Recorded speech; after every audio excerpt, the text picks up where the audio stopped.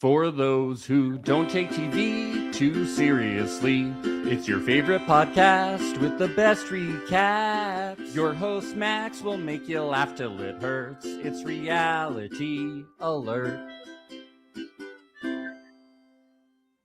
So you think you're an honest guy? You think you're a real guy, Tommy? Prove to me that you're real.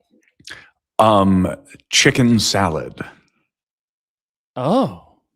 Damn, man. I hated how you got me. A fake person I don't think would respond to a chicken salad. No. I don't think AI would say chicken salad to that. They would say, I am real. How about that? Exactly. Alex would never say chicken salad. He would say I'm going to prove to you with actions, you know? Yeah, he doesn't think outside the box. That's why he's not very successful. No, dude, he's in finance. He's day trading. Yeah, I know day traders that talk exactly like Alex. There's never been a day trader who's been successful. It's not a real thing. No, there's probably been one. It's not real. It's not real, Tommy. It's a bullshit profession. It does feel like a lot of bullshit. I feel like it was two shitty guys lying at each other. You know what I mean? And that poor wife, what's his name? The dad's, Ashley's dad. Mrs. Ashley's mom. Ashley's mom. Didn't even speak the whole time. Poor woman. Okay, that was amazing though. That lawyer, he should have a TV show. He was incredible. He loves TV too much. He loves TV too much. That's what I would say. So does Judge Judy. She's incredible. Judge Judy's a gem. Wait, you haven't watched enough Love is Blind and sat through all of these parents? This guy was like top 3. I mean, he was nuts. That was a lot. I was cringing the whole time. It was awesome. He was phenomenal. Finally, somebody grills. So fast-paced. It was like his dream has come true. Yeah. He's a lawyer in Ohio. I don't think he's doing well. You don't think he's doing well as a divorce lawyer in Ohio? Like, people don't get divorced? Like, they're all like Britney's parents? People get divorced everywhere. They do. But, he's getting paid from those people. I don't know. Maybe there's money in Ohio. I think everybody's poor in Ohio. Yeah. There are wealthy people in Cleveland. I guess you're right. It's just the cost of living. They live in the suburbs of Cleveland. Yeah. They make as much as we do, but the cost of living is very low. You know what I mean? Yeah, because we're rich. Don't forget that. No, we're doing okay, Max. Rich. We're rich, Tommy. We're rich. We're rich in friendship. Yes, we're rich, but you should still contribute to patreon.com. I can't even go with it. Well, just so everybody knows, this is Reality Alert. I'm Max Gieser. We are currently live at youtube.com/Reality Alert, on Twitch, whatever that is, and Instagram at Reality Alert Podcast. And I'm here with special guest, my friend Tommy Kang. Tommy, how's it going today? I'm doing great. I'm super excited. I finished episodes 7 through 9 last night. Sick, and me too. Oh boy, what a ride. This season, I gotta say, episodes 1 through 6 were a little calm. We really ramped up. It really is nutso now. Thank God. The boys are crazy. Yeah. The boys are, they did their usual casting thing where the women are pretty nice and the men are fucking toxic as shit. We love it. And if they're not toxic as shit, you're like, don't marry this guy. He does not have his life together. Oh, that's why he's on Love is Blind. I'm excited to see the mass marriage that happens at the end. The one. Yeah. They all marry them at once. It's like the end of a Shakespeare play. I love it. And it's a total comedy. It's a happy ending. There's no drama. Everybody lives happily ever after. Oh, that's babies. No murder, no tragedy. I'm not being sarcastic. No, yeah, they all get murdered. Their lives but that happens on social media. Everybody's really mean to them. Yeah. That's what happens. Yeah. Yeah. And I do want to say, speaking of Patreon, that over the weekend, me and my fiance, Maria, got together. We got engaged. No, I'm just kidding. We got together on the Patreon at patreon.com/Reality Alert. And we did our first week of Love Center, our social media recap show, where we dive. Ooh, Tommy's doing the little finger clap, doing our recap of all the social media coming out of the week, not just from this cast, but from all seasons. So we covered some pregnancies happening, some divorces happening, some of their reflections on the cast, and we gave our predictions for marriages after the first week. We only give predictions on Love Center. Patreon.com/Reality Alert starts at $5 a month, $8 tiers for ad-free. You can also get that on Apple but I think it's a better deal on Patreon, and there is video there. So you do want to check that out. Free trials are abundant there. So go check it out. Tommy, should we get into things? I'm literally salivating. I can't wait. Me too. Me too, which is good. Dry mouth, really bad. All right. Britney and Devonte. I thought that this scene was the end of them when she's in the hallway. I thought she was like, get me a helicopter and fly me back to LA. The whole time I just keep thinking they're not attracted to each other, right? Is that what the problem is? Like, I don't think they like each other. I don't. Well, that's what I thought. Yeah. Yeah. I thought not at all. I also thought that he was grieving, which I think is a big part of it. Yeah, that hurts usually. Yeah. Like, you don't want to fuck when you're grieving. Typically, no. Well, sometimes you do. Sometimes it's like, well, you either don't want to fuck or you really want to fuck. Like, that's the way that you cope. Yeah, there's no middle ground. No. But definitely it can go like you're like sexually devoid and you're like, oh my God. And you might not want to wait for your significant other to wake up in the morning. You might want to go explore Mexico. Yeah, yeah. Very like into the wee hours. Yeah. And this really seems like the end of it with me, but then they kind of like make up at the end. But I thought he was packing his bags. Like, I thought this was like fucking over. I just like there's an energy about this guy, which, and again, I hate to admit this, but out of all of the contestants, I am most like Devonte in a relationship where I'm like, I don't want to talk right now. Please leave me alone. And then I just go cower in a corner or something, you know? Oh, it sounds really nice. Yeah, I'm pretty emotionally immature, I would say. Yeah, you're emotionally immature, sexually devoid. That's really great, Tommy. Hey, people are into it. It's LA. Yeah, well, I mean, maybe you're asexual. That's okay. It's LA. Yeah. The A stands for asexual. Los Asexuals. Los Asexuals. That's kind of cool. Is that the new name of the podcast? Los Asexuals. I also didn't like God. how because it's Devonte and Britney, right? Britney is Britney and then she had some weird thing with Alex. But I feel like that was like producer meddling. Producer because it didn't like amount to anything. It didn't amount to anything. They thought they were hot, so they were like, guys, remember, you're attracted to each other. And then when they were in front of each other, they were like, damn, we do think each other are hot. But then nothing happened, which was disappointing. What's been a really hurtful phrase to me has been the whole you're not usually what I go for. Oh, it's so mean, dude. Why even bring that up? Because he's a fuckhead. He's got a giant head.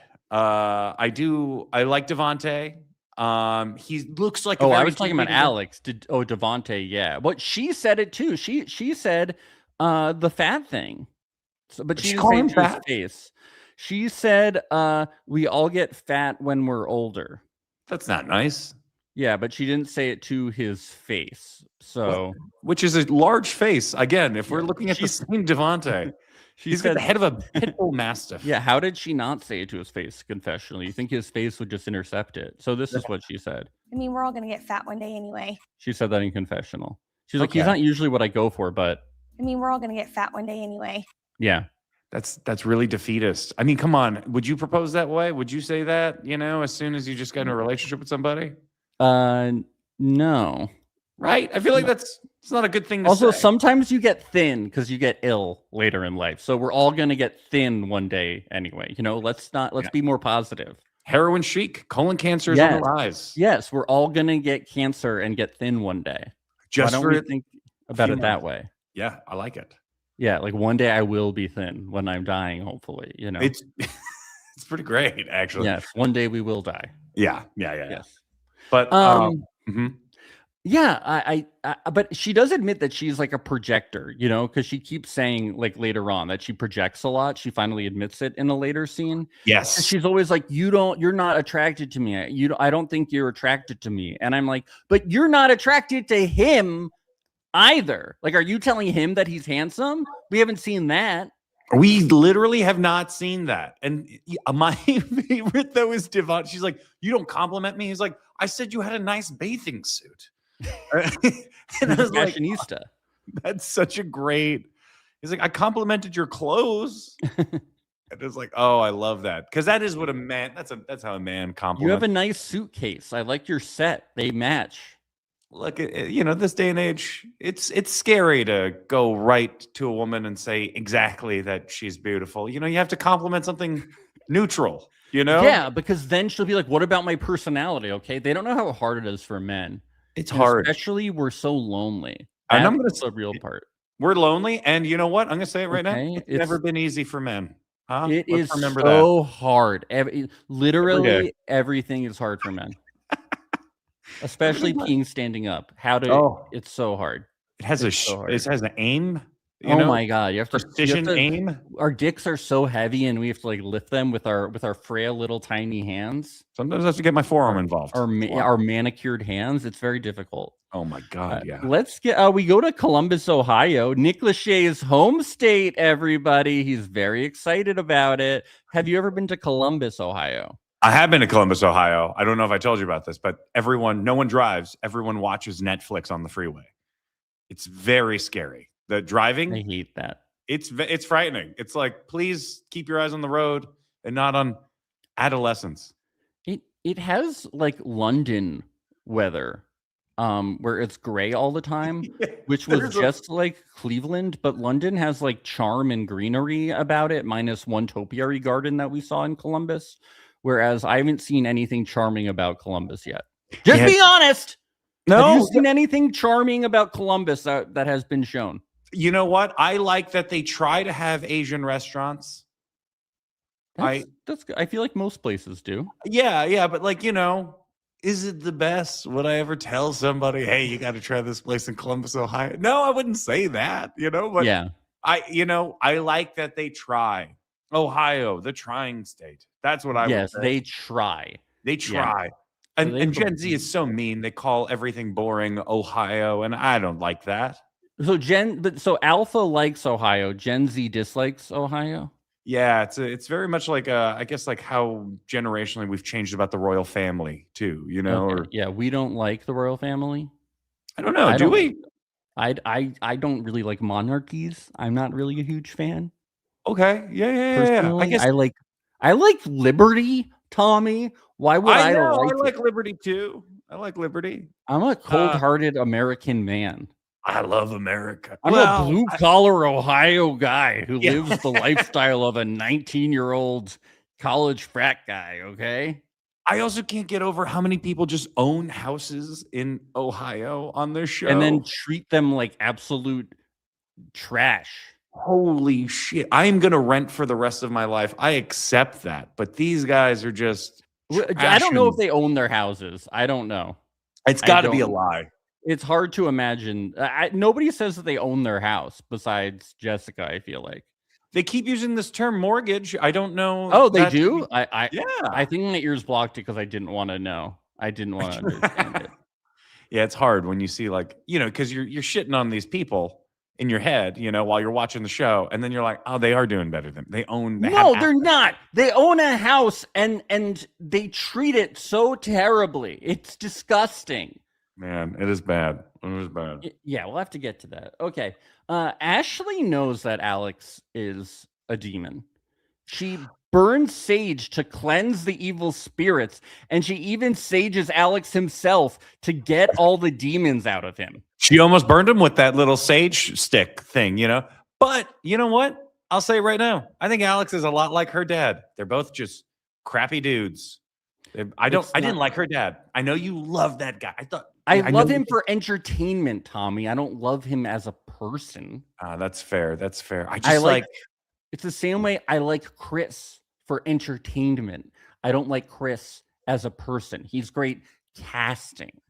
Yes. You're right. And you know what? Or I need to be clear. I don't like her dad as a person. I think her dad should be on TV. That doesn't mean I would want to be anywhere near her dad in real life.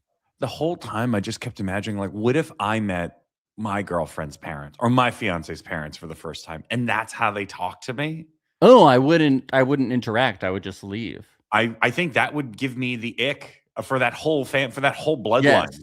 Yeah, because she just sat there and was like, oh, this is good. She sat there, she took it. Her mom also just quiet, and you're like, oh man, I feel bad for that mom. Yeah, but for TV, Tommy, amazing, incredible stuff. It makes me like, it makes you like Alex. No, it makes me like both of them less, knowing where she comes from now. I thought you were going to say, it makes me like my parents more.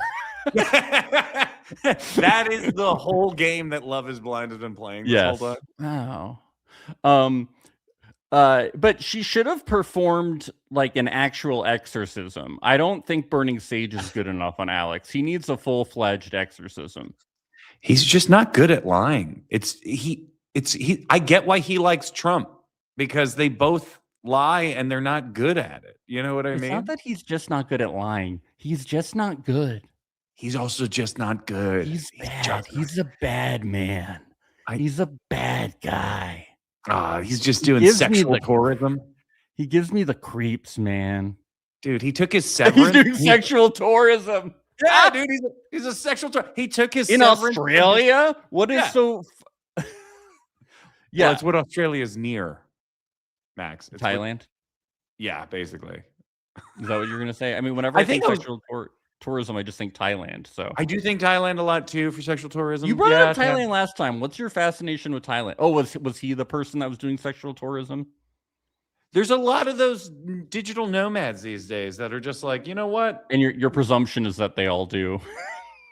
I think they're all lonely. Come on, you're a digital nomad. You don't have office workers to send memes to. So yeah, I have to tell you, most digital nomads are just like pretty boring. Like they travel a lot, but they actually have to like work a lot of times. They just have weird hours, and then they just like do boring shit, go sightseeing.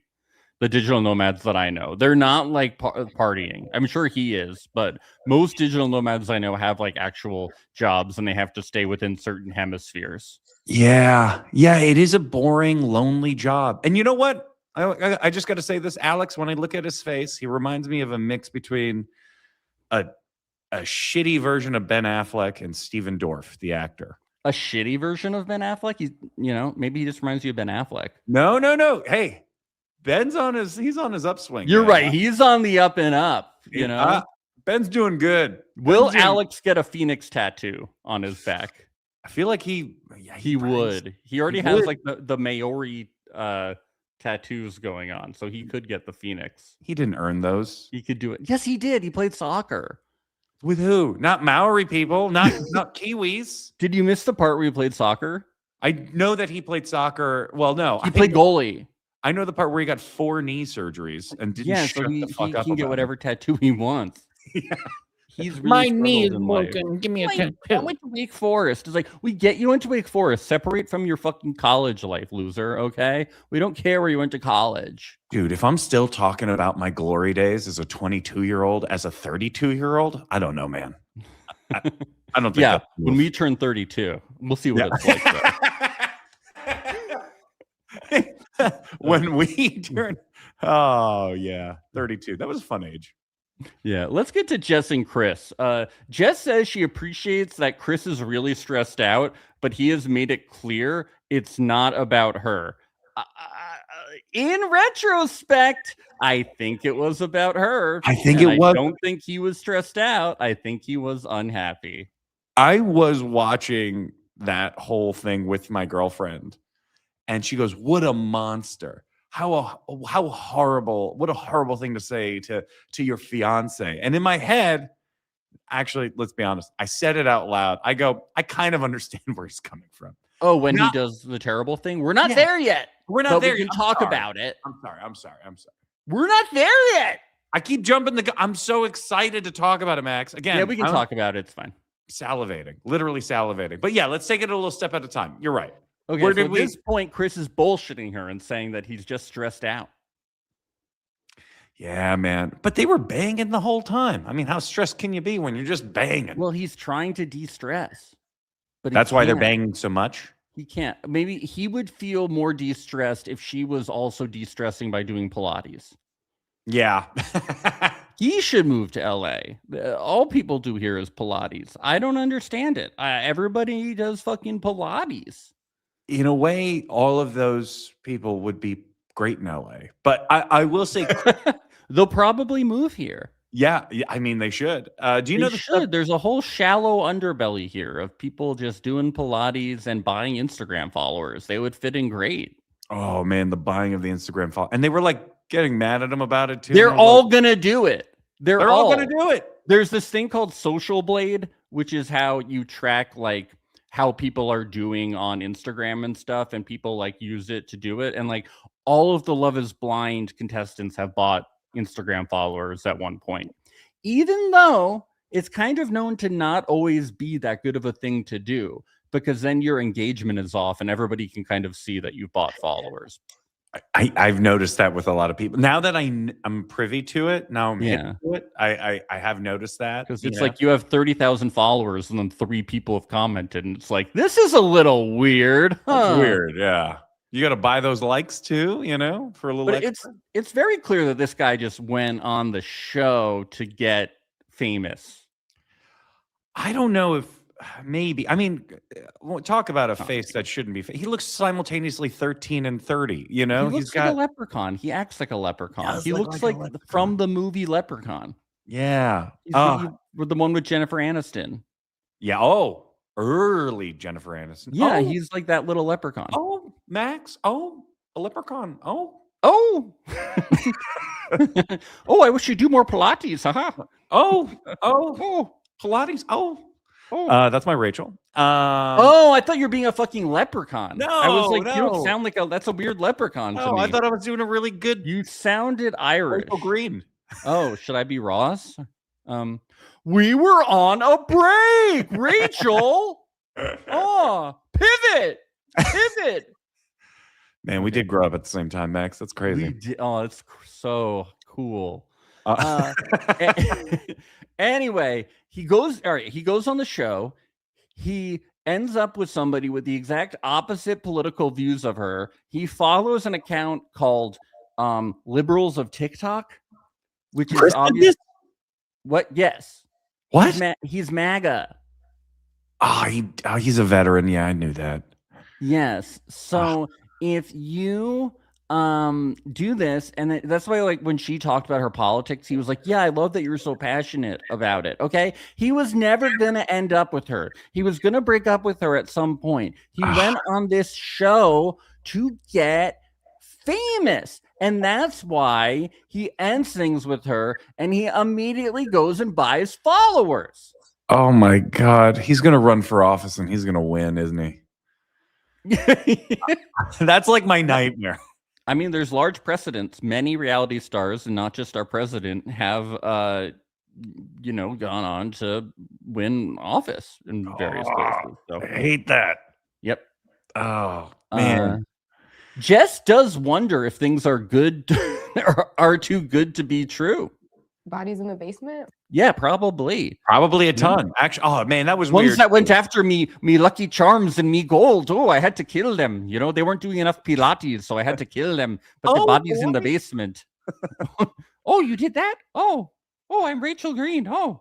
I thought it was weird when they started connecting in the pods over the whole you have dead friends, I have dead friends too. You know what I mean? Like, I'm a veteran. It's like, I worked during COVID. It's like, oh, great. Like, trauma bonding in the pods. Oh, did you kill your patients? I killed people who went after me gold. Yeah. Oh, no. America's gold, Max. Yes, America's gold. Oil. Yeah. Now we're going to show those people. Let's get to then they start talking about how good Dexter was, which I was like, you both are lying, right? We know Dexter's not a good show past season 1, right? Like, we know that, right? It's one of the guys. Can we drop the act? You haven't seen it? I know it's I hear it's good. I hear seasons 1 through 3 are very good. Maybe that's it. But come on, that doesn't mean it's a good show. Yeah, that's true. I mean, like, Game of Thrones, great seasons 1 through 4, and then bad show. Yeah, it's like the horse drawing that people show you. Yes, the horse drawing. Horse drawing. That's their relationship. Ashley and Alex. I love when they call his mom, and his mom is just like, okay. Alex's mom is the coolest woman I've ever seen on TV. She should not have been a mom, first of all. Okay, you like her? You like Alex's mom? You like her? She's a cowboy. She's a cow woman. She produced Alex. No, against her will. Remember, think about this. What mother says to her son, not only were you in an accident, I heavily considered aborting you. That's what he said to Such a Ashley's cool dad. mom, dude. Such a cool mom. Such a cool mom. She told me she's real with me, dude. That's how I know she's a cool mom. Yeah, she's cool. Yeah, that was to me is nuts. She's like a sage nomad lady, you know? She's a truck driver, dude. I respect her. Hear what Ashley said about his mom? What which parts? It seems crazy. It seems crazy. She seems crazy. I thought that was like a really nice thing when, like, you know, your significant other's mom hangs up the phone for the first time and you're like, your mom's fucking nuts. Your mom's loco. I think Ashley's just really fucking boring. That's her whole Wait thing. till you meet my parents. They're so normal. My dad, he is as normal as can be. He's just going to grill you for an hour, nonstop, fast paced, like he's litigating. It is so normal. And then if he lets my mom speak, you can talk to her too. But you won't. You won't. No. She'll just I stare grew at up you. thinking my mom was mute. Yeah. I didn't know. Did you catch her blinking in Morse code? Did you catch that? Yeah, it's like Homeland. My mom, it's like fucking Homeland. Oh man, it's just like the We're dad referencing and Showtime shows now on a Netflix podcast. It's fun. it's great. You know what? There's some synergy happening, but you know, we gotta let weeds. we let it be. Tommy. We let it be. Weeds. Just two Trump men trumping at each other Trumping it out. next to their blonde women, and also the dad calling his daughter hot. Like there was just too much. She's hot, and everybody knows it. It's like, calm down, Donnie. Well, he wasn't lying. I don't know, man. What? Just because his daughter sits on his lap, what's weird about that? His hot grown daughter sits on his hot lap. What's weird about that? Are we I'm talking about her dad. You're talking about Ashley's dad? Yeah. And Ashley. Oh, I thought we were talking about Ivanka first. What? Why would you? What? Anyway, know. let's continue. Okay. Alex has no idea what she's doing right now. Apparently, it's like even his mom doesn't want to talk to him. Dude, His no mom one broke likes up him. with him, basically. No one likes him. He sucks. Longest relationship is 4 months. Yeah. I mean, You're a his 32-year-old man. His mom is like, I'm not even considered in a mothering relationship with him. I just want it to be on TV. She could only mother him 4 months at a time. That's Yeah. why he's like this. You know what I mean? Let's get to Emma and Mike. They're unpacking, and he's already coaching her on her organization and talking about how messy she is. Okay. And I thought that this was weird, like how much the messy stuff comes up. But I do remember that she does talk about being messy in her cast bio. Oh, And you noted this. So she says, Emma admits when culinary inspiration strikes, I'm a little messy. So she does like kind of talk about being I think she might talk about being unorganized a little bit. I'm looking through the cast bio, but you know, she just talks about being. Oh no, here's what she says. Well, Emma won't sacrifice her independence. She's willing to cede some kitchen counter space to the right guy, especially if he can clean up after her. Emma admits when culinary inspiration strikes, I'm a little messy. boo. So I know, but like, remember when we were going through? Maybe you don't remember. It was like 2 weeks ago when we were going through all of the cast bios, which you guys can check out. It's on the main feed. So many people, what they were looking for was just somebody to clean up after them or do shit for them. Like that was their idea of a relationship, and that's why they're single. 100% why they're single. I mean, like, you know, man, I here's my thing. I like the way that they've positioned Jersey Mike to be this guy that's like, I just want to make babies. I want to put babies inside of you. And that's what he'll to die on. And then Emma's whole thing is like, I don't know if I want babies. Also, I'm a mess. Also, you weren't my number one. I settled for you, and we all know it. Also, I don't really have a great personality. I mean, like, what? I wanna support her because, like, you know, I get it. The story's good. She's got all these scars. She's adopted, but also like She comes off very young. Yeah, work on yourself, kid. That's what I'd say. She just comes off very young. She's just not there yet. Journal. She's not Journal. marriage material. Not yet. But it's just journal. You'll be fine. Just journal Just a little bit more. journal. Just write in a diary. Lock it up at night with a little key. Kiss a pillow. You'll be fine. Have a slumber party. work on supporting yourself and being there with your own thoughts. You know, Learn kid? how to be a little less messy, or if you're not, just don't expect anybody to clean up after you. Yeah, and don't forget, she's the youngest of her sisters, right? She's the baby of the family, and she's Aw. adopted. Yeah. So there's a lot of extra special treatment. Oh man, do you remember when her sister says like, "If I could do my life over again, I wouldn't have those fucking kids." She said that?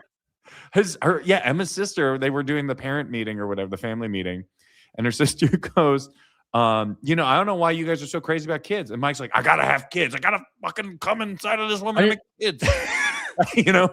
I need a baseball team, a football team. Yeah.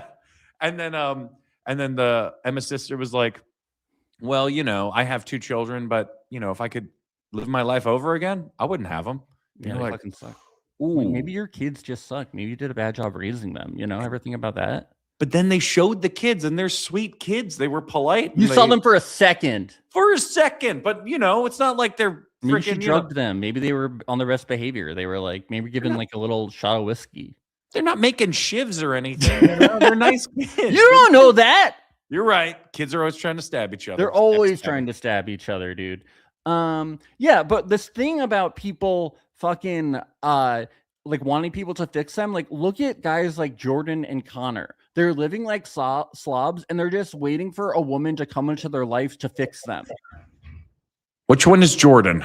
Jordan is the one with Amber, the guy who the chef, the quote unquote chef, the chef who's a quote unquote financial advisor who's bad with money or whatever. He works in finance, accounting, or something. Right, and then they're all account executives. They all live in they have houses. They treat them like frat houses and dumps. Yeah, and they're waiting for women to come into their lives and fix them. They don't want to fix themselves. And then the women are like, it's cute. He's like a frat boy. It's so standard. I'm going to fix him. And I'm like, no, he should fix his fucking self. He doesn't need a maid.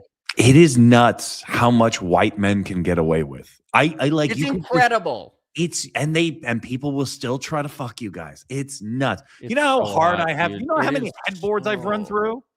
How many what? You know how many headboards I've purchased? How much art that I've bought that I couldn't afford? What's a headboard? You heard it. That's what what Amber that? said the same thing. She's like, or was it Amber or was it who's the one with Connor? Bree? She's like, if there's no headboard here. What is that? What's a headboard? A headboard on your bed. Oh, I see what you're doing. Fuck you, I just put my mattress on the floor and then you had me too. And then I don't put sheets on it, and then I lay there, and women just walk in there and they go like, do you want to have sex so I can fix you? Like that's just kind of like what it's like as a woman. That's pretty. Remember, pretty I'm over 6 feet tall, so I pretty much just win. Yeah, I get that. I forget. Yeah. White and height privilege. Dude, I never got to be on Tinder. Like, I feel like I got to miss like really winning. Oh, like, yeah, like over 6 feet tall. Like, think about it. Like, would have been crazy. I had a headboard. Like, you had a headboard? No, I didn't. I had a box spring, which is good enough. I guess you're right. They would, and at that age, in that weight class, you know what I mean? You could have. What do you mean weight class? At that age. What do you mean weight class? What you think I'm talking about? I was thinner. JK, I'm a very lucky guy, Maria. In 12 years together, I'm glad I missed. I really am glad I missed all of it. What a waste. I'm just glad guys like Jordan and Connor, Oh man, the Ohio dating scene got Jordan had that freaking sword behind his couch in the basement. God, just like grow up, please. It's so embarrassing. Let's get to Amber and Jordan. Speaking of them, so Amber saw her daughter, and they have this plan where apparently Jordan has to meet her daughter, and the father before they get married. So that's good. We'll get into them more. Let's get to Connor and Bree.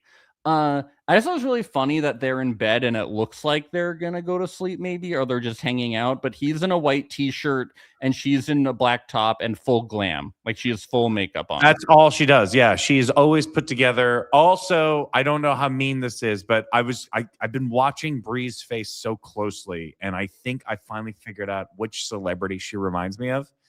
Have you ever watched The Sopranos? Yes, we're from New Jersey. Okay, so it is required reading for your school too. Okay, so when I was in, watching this for class, Phil Leotardo. Do you remember the character Phil Leotardo? He ran New York. Yes. Every time I look at her, I go, that's Phil Leotardo. Wow. That's quite. You just gotta, I forget the actor who played Phil Leotardo, but like, man, I just can't. I'm like, Phil Leotardo. I think I see it. Yeah. Bree says something really deep here in this scene. You know that I don't want to be in like a failing marriage. Well, no shit, Bree. Do you have any other insightful things you want to say? Yeah, you know, I don't want to get divorced after we get married. Oh my God. The amount of people that have also been saying divorce is not on the table, you know? It's like, no, it should be on the table.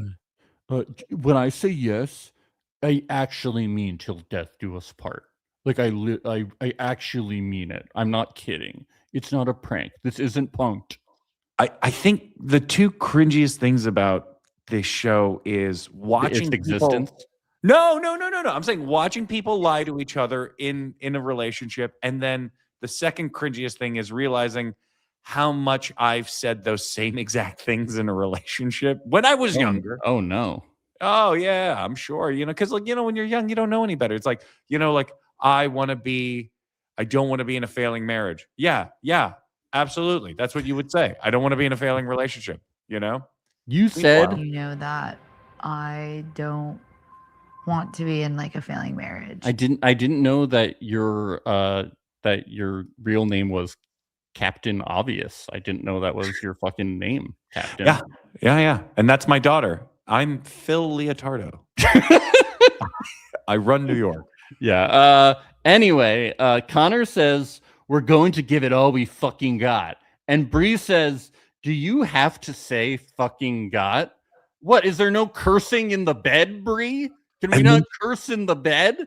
And then she says, "Don't do a voice," and he was like, "I was gonna do a voice." And then it makes me wonder, what voice was it? Probably Phil Leotardo's voice. I'm trying. Hey, you gotta do. Is he doing a Chinese accent? Is he doing an Indian guy? Is he doing? Oh Jamaican? yeah, she was. She's like, "Don't put it in a voice." Like, what voice? Bree tells him when she imagined life with someone, she imagined it with Connor. That's a lie. You imagined it with Chris. Yeah, she did. Oh, and she's such a pick-me about it too, because she's talking to all the guys at the pool. It's like, what? They don't remember me? Like, you know, they don't remember what we had in the pods, and it's like, dude, just choice. She imagined it at the end of a rainbow, drinking a Guinness. You know, that's what she fucking imagined. Oh, with dude, Chris. Can we pause for a second and just talk about how amazing that would be to drink a Guinness at the end of a rainbow With a leprechaun on a pot of gold? Max! Oh my god! And Rachel's there. Oh my god! I've never gotten a tattoo, but I want that tattoo. Yeah, let's do it. Rachel's in the tattoo, right? Rachel Green. Oh, you mean Rachel? Oh, there's a leprechaun. Oh, a pot of gold. Oh, she sounds Irish. Is Jennifer Aniston Irish? Shaughnessy. Oh. Britney and Devonte, they're in bed and she's in full glam, wearing a black top, and he's in a white shirt. So the producers were like, okay, we have, you know, ways to get into costume and get full glam. Get into bed. So funny. He's insecure about his body. Oh no, he's not. He's in good shape. I'm just saying, what is funny about it is that Connor and him were both in white shirts and they were both in black tops and in full glam. It's just like the same exact setup for the scenes. That was what I thought was interesting. I think, honestly, at this point, Max, you could be a very talented producer in reality television. I think Thank you. I agree. Yeah. You would pick not good people, but entertaining people. Insane people. Yeah. Insane people. Yeah. And then you would also, I would just stand outside the psych ward and then put them on a bus. You ever been single, huh? And they'd be like, "I'm Jesus," and I'd be like, "Get on the bus." There's free soda on the bus. Britney says she hopes this can work. She hopes it's already working, and she thinks love is blind. So love is blind, obviously. Love is blind for sure. Love is blind, big guy. Love is blind, brother. Let me tell you something, Tommy. The first two sound bites, from people saying Love is Blind were people right after they got married on this show, Danielle and Milton. They both got divorced. And the third person was someone that said no at the altar. What? They just left them there? Well, they said no. Oh, they said no at the altar. I thought, okay. They at least gave them that closure. Yes. Okay. But people have left people at the altar before. I'm not sure on the U.S. Somebody was a runaway bride on one of the international seasons this year. That was very fun. That's awesome. I love that. Oh, man. I just... The thing is, Britney comes from like a very nice, like her dad cried, you know, and they're very, very welcoming and warm looking family, you know, and then Devonte just lying to the dad. I love your daughter. Yeah, if he had said like, I like your daughter, she's growing on me, you know, I think we're giving it the old college try. That would have been cool. Yeah, I love her would love as that honesty. a friend. I think that we've made a lot of progress because they have, and she seems really happy, and he seems like he's getting into it. Do you think that they're totally lying? Because I do think that they're making some progress. Definitely the most progress. Yeah, but they started at like -10. Yeah, but that's good. She seems happy sometimes. Sometimes, yeah, but oh man, are they having sex yet? I forget what that was about. No, because she's like celibate, okay, and he doesn't want to have sex with her, so they're happy. Why can't they just be happy not fucking? I thought you know all about this. You're Ace. No, didn't he get weird because he wanted to have sex and then she was like, no sex or something? No, he like didn't want to. We thought he wanted to have sex, and then she didn't want to have sex because she's like wanted to wait till marriage because she's in like a period of celibacy because of like God maybe or something. I don't know. And then she was like, you know what? We should just have sex. Would that get you to be more into me? And then apparently he said no. I'm not gonna lie. If someone phrased it like, "Do you just want some of this sex?" It's like, no, I would be like, no, that's weird. This doesn't feel fully consensual. Yeah, and it also just feels like, are you just placating me? You know, you just bought me. Yeah, I know. It's like it's like I feel like I would want you to want to have sex with me as my fiance, you know, or anyone. It's just nice to be wanted. Is that too much to ask for as a man, Max? Really? You know? Well, everybody wants me. I'm 6'3", Tommy. Holy shit! And you're still white. I'm still white, dude. My God, unstoppable force, dude. I shouldn't have even had a mattress. I should have just had a room, you know. I shouldn't even had an apartment. I should have just went from house to house. Dude, honestly, you shouldn't even have a front door. It should just be a revolving door. That's what I should have done. Just let them through. My life could have been amazing. Let's get to oh, this is great. This is great. I love when she says this. You're just very Christ-like. Do you think Devonte's Christ-like? Dude, I don't think Jesus. Which part of Jesus is Devonte? Like the part that like that dick. He's hanging that dick like Christ. Yeah, it's being nailed to a cross. He nails her like Christ. I mean, I guess in the way that like they both don't know their dad. I guess it's kind of Christ-like. Yeah, like Christ. He's like, I'm my own dad. I'm Jesus. You know, it's like, oh, that's pretty Christ-like, I guess, you know? And then hanging out with hookers, that's Christ-like. Oh, because you had to hook him to the cross? Maybe those. I didn't think about those kind of fast Mary Magdalene. Sorry. Yes. I'm so bad at religion. Your Judaism is showing, Max. Well, I was baptized Episcopalian. I'll have you know. The fake Christianity. Oh, I know. The fake. Let's get to Jordan's house. Oh my God. Well, he is a Tales from the Crypt box set, so how could she not want to marry him? Oh man. Jordan. I hate when this guy says that he wants to have it. He's like, oh, I'm so ready to have a kid now. It was a deal breaker for me in the pods, but now I am ready. Like I'm down. You know what? It's funny that that's your moment of not liking Jordan. My moment was he was talking to Amber's brother about, I'm a cook. I'm a damn good cook or something like that. Makes burgers. Right. And he makes burgers. And you're just like, I don't know if you can say that you're a chef, really. You know, like obviously he has no training. And I don't know if he has a good palate because we don't really see him eating anything I don't know. Just like they're always eating at like beer halls. That's all they have. Yeah, you know what? You're right. I don't mean to shit on Ohio. I don't know. I'm guessing they don't, but I'm just indirectly. I was just shitting on Ohio. You're totally right. Well, we should shit on Ohio, dude. He's a really good chef. He makes just the portion. He makes really good cheese sandwiches. You know? Are you making that up? Are you talking about Wisconsin? Cheese sandwiches. You know, it's like a raw grilled cheese. You take a piece of Wonder Bread, then a piece of you take a Kraft single, and then you take another piece of Wonder Bread, and then you just eat it. That's one of Jordan's recipes. Are you joking? That's from Chef Jordan? Are you serious? Like, I'm sorry. Of course I'm kidding. Why is your sarcasm meter so off? I fully believe that. A cheese sandwich? Oh my God. It's just like, I want to. He does Pop-Tarts really well. Dude, I don't believe this guy at all. I think sashimi. I think his food sucks and no one's told him. I think he sucks.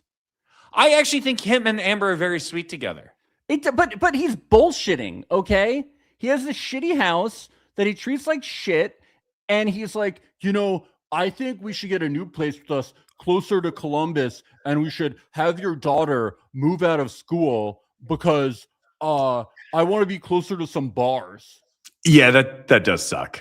That does suck. She has this amazing house that she's put all this work into her so that her 7-year-old daughter is comfortable living in. And he's like, it would be good to have a new place for the both of us because he wants closer access to bars. You're in your 30s. You're going to have a stepdaughter. Grow up. You can't be going to fucking bars all the time. Oh man, dude, Amber did such a good job on that house by herself. It's beautiful. She did such a great job. Why would we have to move the kids so we could go to bars? Oh man, yeah, he does suck. You're an adult. Look how he lives. Why do you have a fucking that basement? Like, Jesus Christ, I could not imagine living like that. Oh my God. He's the type of guy that would be like a perfect contestant to be queer-eyed and then just ruin the house after it's been queer-eyed. Yes. You know what I mean? Also, after Jeremiah gets in there. Man caves are so cringy, man. Why do you need a fucking man cave, especially when you live by yourself? You don't need why do you need a man cave when you live with your wife? Why do you need a man cave? Why can't you guys have shared spaces? But why do you need a man cave when you're by yourself? You have a house. You have a man house. Your whole house is a disgusting cave. Why do you need a man cave? What shameful things go on in the cave that can't happen in the house, my friend? Yeah. That's what I'm asking. But I don't like man caves in general. I'm like, it's weird when it's like, oh, my wife handles the whole house and she gets to do whatever she wants with it. And I get my one little room to me because I'm not allowed to do whatever I want. And the one basement, I'm allowed to do whatever I want. It's weird. It does scream, I'm a victim and my wife is bullying me. Oh my God, I need a little cave. Yeah. It's can't you have a nice living, can't you have a nice den where everybody can hang out? Also, why don't you just communicate with your wife? Why don't you just make the space both of you? And you have shared things. Yeah, that's what I'm saying. Like a nice den where people can hang out together. And again, you've piqued my curiosity, Max. What is happening in the man cave that he needs to close the door behind him? Developing really interesting recipes. Really good recipes, dude. What if it's one Kraft single and one Munster cheese? Oh my God, dude. I don't know. Groundbreaking work. Might be a little delicate for his palate. Well, rotten bananas, rotten broccoli. He talks about not wanting to use his money beyond his means and have money for fun stuff. Well, you're gonna have to have money for the kid to have fun, Jordan. Dude, remember, there's gonna be a child. Yeah, he's not honestly. Okay, here's the thing. I've worked in restaurants for 10 years when I was a. Does he even work in a restaurant? He talked about being an account executive. Yeah, he's not a chef. Dude, the most important thing, first of all, is balancing the budget of the kitchen. And then secondly, organization and cleanliness, just food safety in general. Who keeps broccoli? Who forgets that they had broccoli in their fridge before they leave for a month to go on a reality TV show? Not a good chef.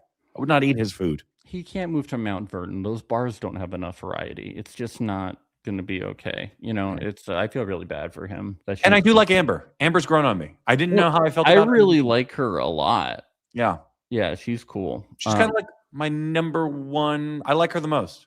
Definitely. Yeah. She fucking made a dollhouse.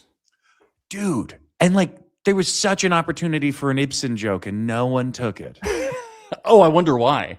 Yeah, you might be. It's why Ohio. didn't Jordan walk in there and go, "Oh, a dollhouse," and start doing the tarantella? Like, why did that happen? I can't believe it. See, there you go. You got your little dollhouse, Joe. Yeah. Do the tarantella.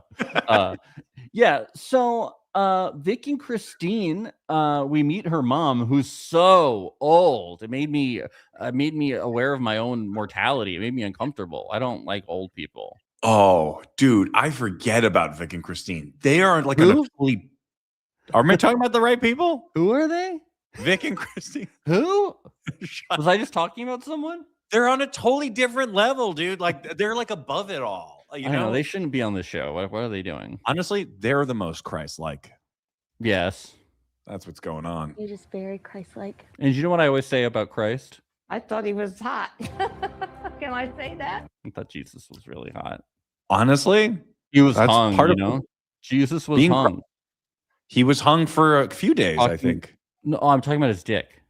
Oh, I thought you meant where they put him on the little cross. Oh no, I'm talking about Jesus' massive peen. You know that he had a big dick, right? It's talked about. I actually only see the little loincloth that they put him on in the sculptures. Oh, I've only learned about Jesus through like Christian pornography. X-rated. Okay. I don't know if it's Christian. It's porn with Jesus in it. You know? Yeah, it might just be porn. Actually, I think. Yeah, I think you might have just been watching porn, Max. Oh, okay. Well, he comes after like a week or something.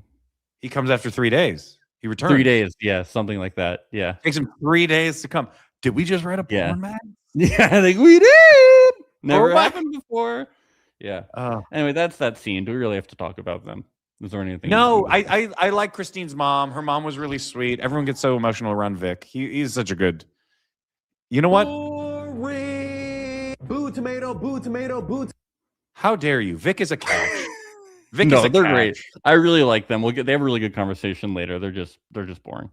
They are boring because they're good. But they're good. I mean, they're really good people. I don't have anything to say. They're very nice. They're very nice. I would like one good couple every season. You know what I mean? Like of just I want all bad couples. No, I want by comparison. You could be like, hey, by the way, this is like a normal two people that are doing this game. You know? Well, I can just look at me and Maria and then look at you and your partner, and then I can just like compare. Lindsay, that's her name. I thought you were purposely keeping her name anonymous. I was like, oh, that's kind of considerate. Yeah, you just forgot. Doxed. You doxed. Dig. I've only met her for like I don't even know if I've ever met her. No. You know what? I think a lot of the time I'm like, hey, I'm going to go hang out with Max. And she goes, who? Mm-hmm. All right. So half Jew? A little tit for tat. Hey, you guys are both Jewish. Half Jewish. Oh, that's hot. Okay. Yeah. Sorry. Connor's Place. At first I go, okay, Nintendo 64. And then I go, this place isn't too. And then I look in the living room and I'm like, this isn't too bad compared to Jordan's, you know? And then we go to the fridge and I'm like, we're getting a little bad here. This is a boy fridge. This is a boy fridge. I hate when it's so reductive to call a fridge a boy fridge. It is a boy fridge. That being said, it was just packed with Modelo's. No, it was worse. It was old Milwaukee or Milwaukee's best. Oh fuck, there were no Modelo's in there? I must have just imagined that. Are you saying how can you say that it's reductive and it's not a boy fridge when it's a boy fridge? I guess you're right. I just didn't want it to be true. And you know what? This is what I'll say too. Connor, for a guy that drinks as much as that fridge suggests, yeah, we're in pretty good shape. Yeah, I was thinking the same thing. The Christmas tree is still up. His front door has no lock. I just want to say that's so Christ-like to have your door always open to your neighbors and to have your Christmas tree up. Now you're talking. And she's criticizing him. He says, I love when he says, I wanted to take it down with you. That was so funny. That's pretty great. Speaking of Christ, it's around Easter, which was on 420 of last year. Oh, September 2025. So it's April, and he has not taken down his Christmas tree yet. Okay, because I was wondering what the time frame was. He has a keg in his backyard and a bunch of fake snakes from New Year's. Can I just say, if you have a job, yeah, you can rent a house and you really can't take care of yourself, can you just like hire a cleaning lady every 4 months to just like do it for you? Like, Yeah. please, Somebody, just somebody. just Task hire yeah. If you really can't do it, don't drink. No, he obviously has to drink. I was like, find a way to save money and just get a cleaning lady once every twice a year. Treat or yourself. cleaning man, Max, or cleaning Yes, man. a cleaning individual. Yes. Sorry, but this is Ohio. Do you think there's cleaning men? No, I think they're very backwards. I mean, the amount of conservative support that these people have over there, it's crazy. Bree calls him a frat boy, and then he's like, I wasn't even in a frat. And I'm like, then why are you like this? Yeah, dude, it makes no. And then did you see that basement where it's his workstation and his gaming station? Well, that was sick. That was sick. Haven't you seen my setup? Well, actually, my setup is in a nice office, you know. His rig, though, dude, his gaming rig, I think he was playing Civ, dude. Ooh, Civ 5, okay. dude. You ever play Civ? No, I actually... Civilization? I'm too busy reading. Oh, fuck off. You should play some Civ. They got that on everything, dude. It is sick. I'm illiterate. I don't even know. I don't even think I could spell Civ. CIV. Well, the full name is Civilization. Too big for me. What is this cabin? I don't like this thing. There was a poem for a cabin on his cabinet from 2022. What? And dude, did you see the amount of text on that? That wasn't a poem. That was prose. That was a proper essay. It's got to be some men's group. It made me uncomfortable. Men's groups are bad. We've had other contestants from men's groups. Dear Jordan Peterson and well, it's like that. Yeah. But the gaming rig was sick. And then why does he have a man cave in his garage that he's so proud of?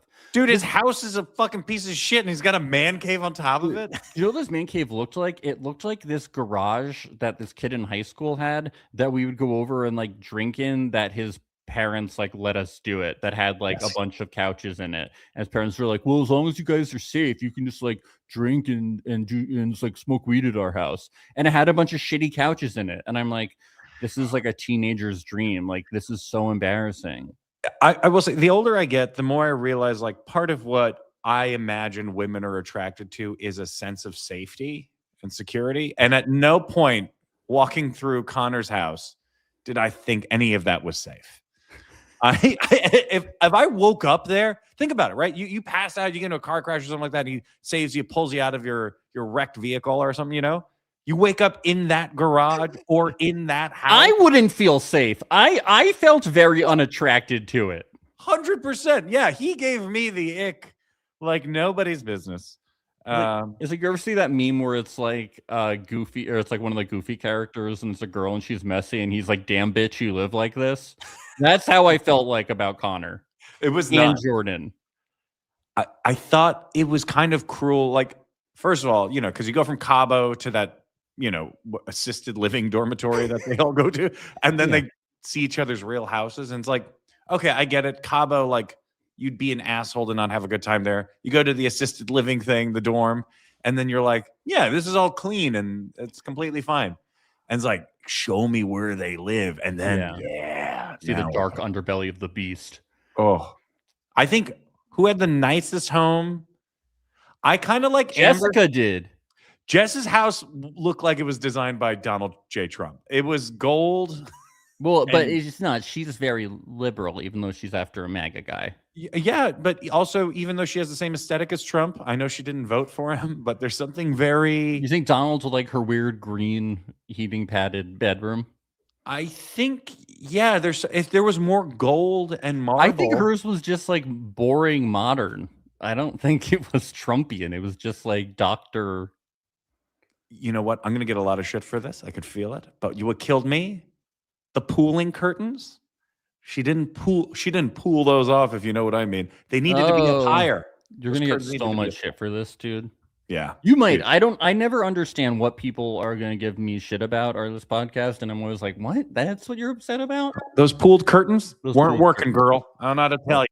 Let's get into meeting Ashley's father. And just remember, Tommy, I like him as a TV character, not as a person, okay? All right. We on this podcast, we are team good TV, not team bad TV, okay? He's an insecure man with a small penis. I could feel the energy from the I television. think he is that BDE, okay? That huge. He's hung like Jesus. He's very Christ-like. Bad Well- dad energy. That's what that is. I have a lot of sound bites and a lot going on, so let me slowly break this down for us, okay? They meet Ashley's parents. Did you notice what drink Alex ordered? An old-fashioned. Because he has those old-fashioned family values. Yep, where his mom's a truck driver and his dad is missing. Yes, very, very good.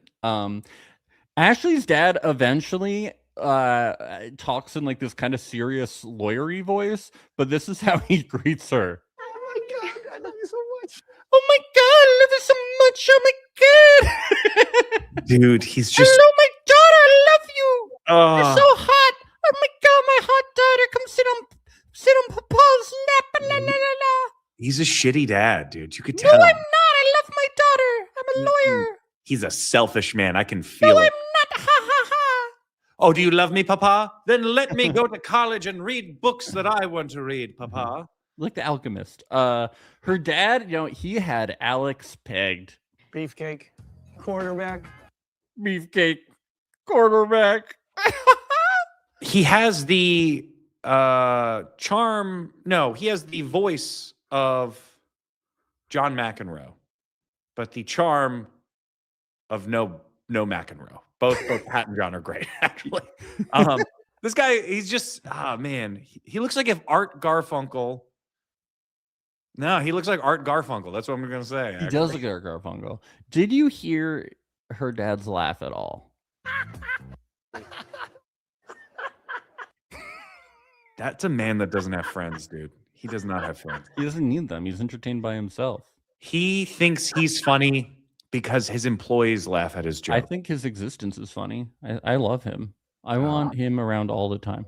No one tells him that haircut is horrible. It's amazing. Leave him alone. I'm I know. obsessed. He's my best friend. Oh, I hate this Leave guy. my best friend alone. Oh, he's just gross. And you could tell, like, look at the beta cuck brother, too. Like, he can't talk because his daddy's so mean and overbearing. You're a hater, bruh.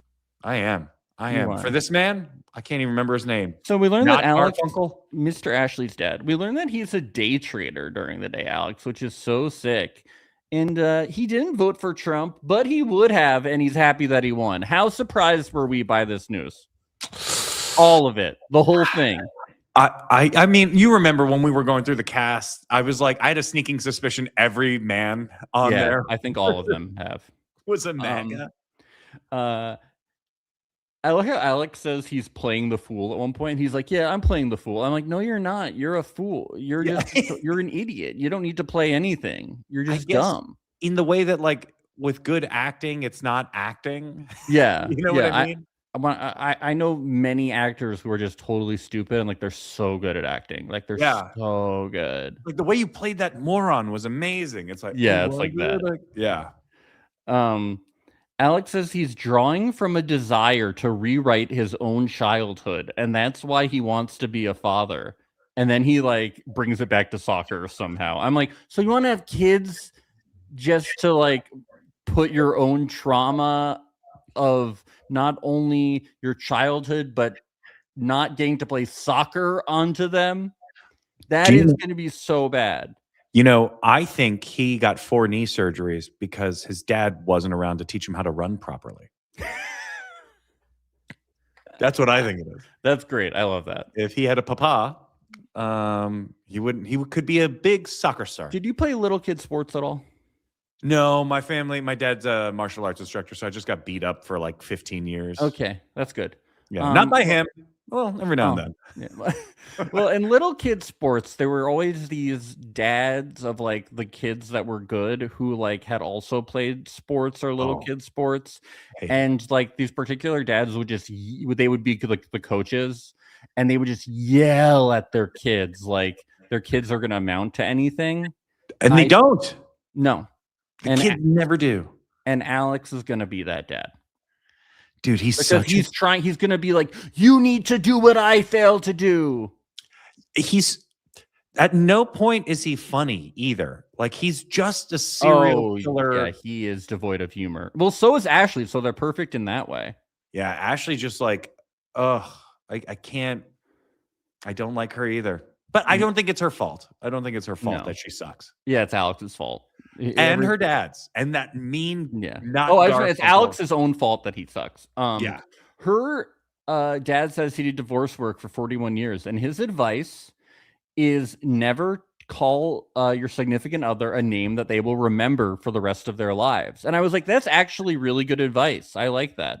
I think about that all the time. It's like, whenever I hear like a significant, whenever like a friend of mine is like, yeah, and then they called me like a bitch or like, you know, some like terrible word. I'm like, wait, you guys are supposed to love each other. And like fights aren't supposed to be personal. They're supposed to be like, you know, everybody gets in disagreements sometimes, but they're not supposed to be like personal attacks on one another. They're supposed to be like about the relationship. You know what I mean? I don't know. Like, No, I think you should go scorched earth. I think point of a fight is to hurt the other person. What are you talking about? yeah, you're right. You're right. You know? You should put on boxing gloves and duke it out. Yeah. Say like, hey, No. you know what? You've turned into your mother. Say things like that. You know? No below the belt, you know. Always and then, below the belt. And then if somebody's bigger than the other person, there has to be some kind of handicap, you know, like, you know, tied behind the waist. But no, I thought this, I think that sometimes even the worst people can have good advice. And I actually think that was decent advice. Just saying. Yeah, Hitler was a vegetarian. Why do you got to bring Hitler into this? What? Why can't I bring Hitler into this? I just think it's tacky. I think it's tacky. I guess you're right. Donald Trump doesn't bring... love you. See, that is topical. That's topical. Now you can bring Hitler into it. We got Never had a sip of alcohol. A to B to C. Now you can do it. He committed all those crimes sober. What a piece of shit. Yeah, that's what's crazy.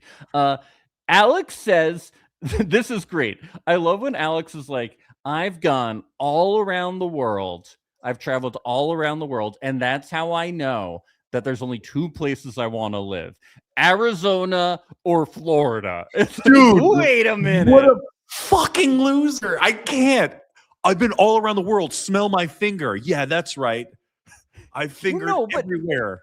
But you've been everywhere, and the place you want to live the most is Florida? Or Arizona. Well, he also has business opportunities there, Max. Oh, yes. Day trading and soccer coaching. Because you can only do that there. Very lucrative business. The soccer trading field. Well, but yeah, I can't with that guy. I can't take him seriously. I think he's a dum-dum. And I know his mom doesn't want him. Wait, are we talking about Alex or Ashley's dad? You know what? I wouldn't be surprised if that was also true for Ashley's father. Yeah. I like when this happens. Convince me that you're real. I would have taken a fork and stabbed myself with it and not reacted. You know what? I would have kissed him on the mouth. Oh, that would have been so good. I would have reached over. I would have tackled him and then made out with him. You would have done the Sicilian kiss of death, but full makeout. I love that. Would have bit his nose. I do Not like off. this. What? No, I just would have not off, just bite him. Yeah, a little just nibble, bite a him. little cute little nibble, little bunny nibble. I like that Ashley's dad. He gives a very astute observation, which I find really funny. I'm not saying he is a bad person, but I don't think honesty is his strength. First of all, I love the punch. Second of all, I thought he was going to go, but he's definitely not a good person. Yeah. I mean, like 40 years of divorce lawyering, you know. That's what I'm saying. I do think that he's like an interesting TV character. First of all, he's really annoying. He's really lame, but he's like very flashy, and he actually does have some insight. Like, it's really funny. Who I really like is that social media influencer that's the divorce lawyer. I forget his name all the time, but he's always like wearing like a three-piece suit without the jacket. So he's in a vest and a tie. I hate that look. I hate that. You look like a fucking Chip and Dale guy with too much clothes on. Right.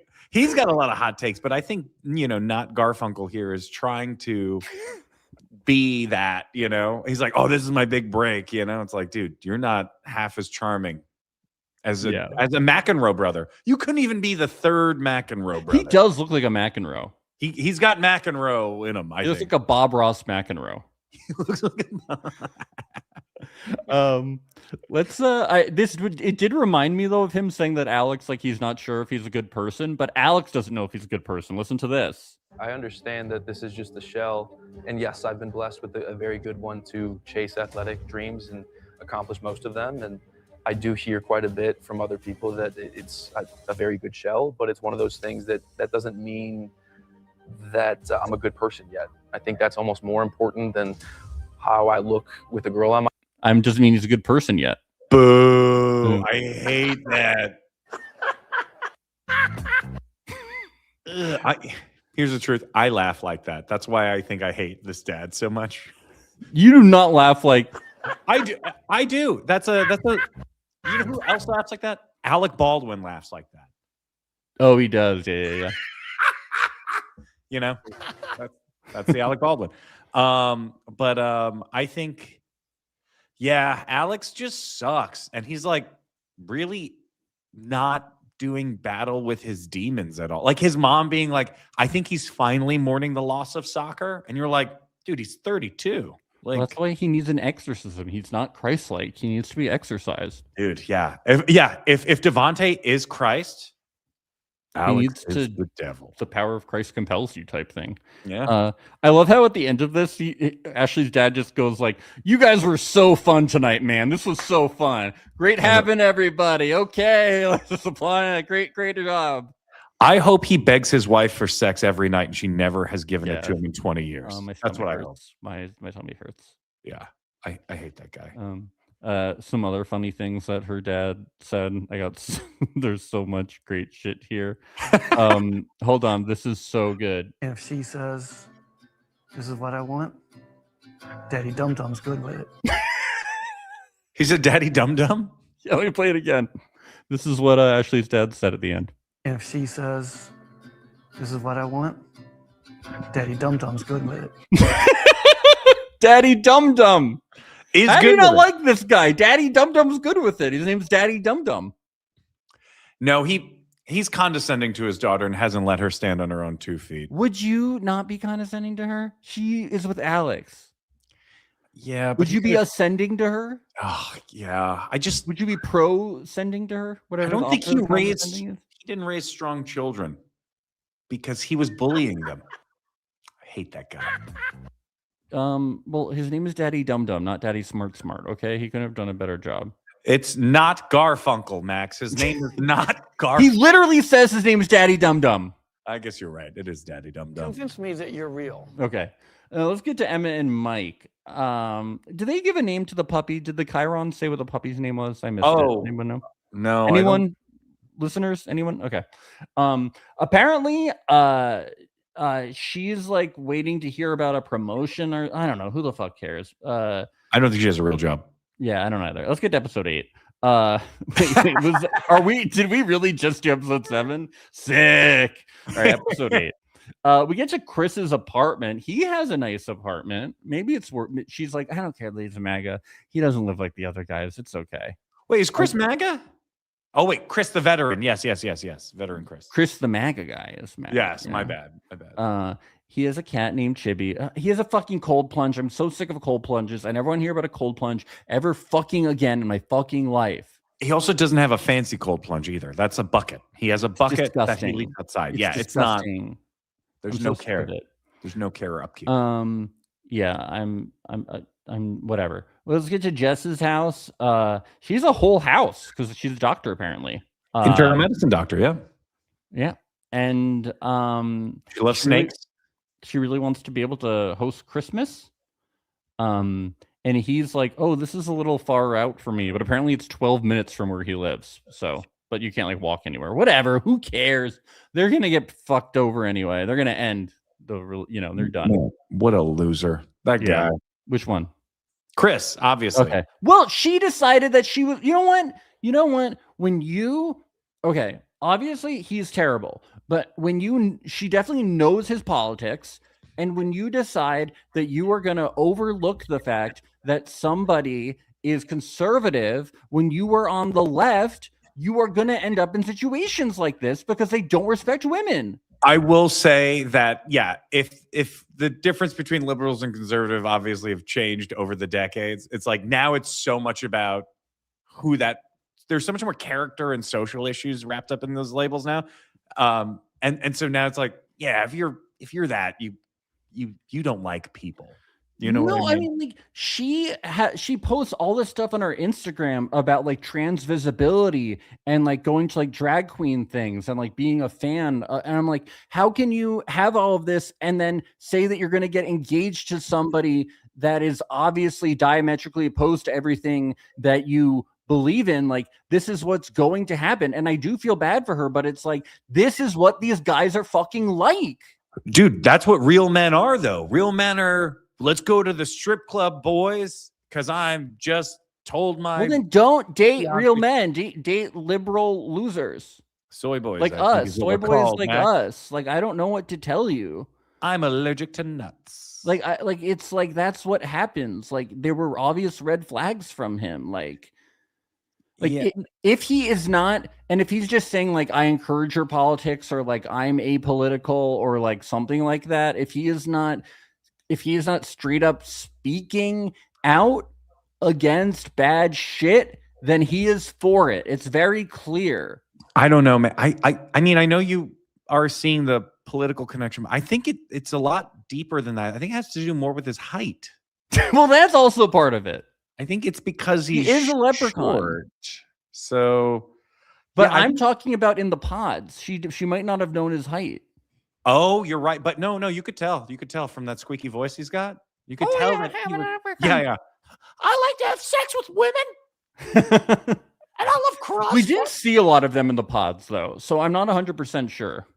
Yeah, I felt like we didn't get like a huge pod relationship from them. No, it was just a lot of Emma just trying to get a man. It was so much. No, but I am saying, like, obviously he's an asshole. I do feel bad for her. The way he like did the whole thing was like fucking terrible. But it's just like, I see this, like, it happens where people like end up with people that are like, that have the exact opposite values of them. And then when it comes crashing down on them, you go like, well, why did you pick somebody who doesn't have the same values as you? Or is short?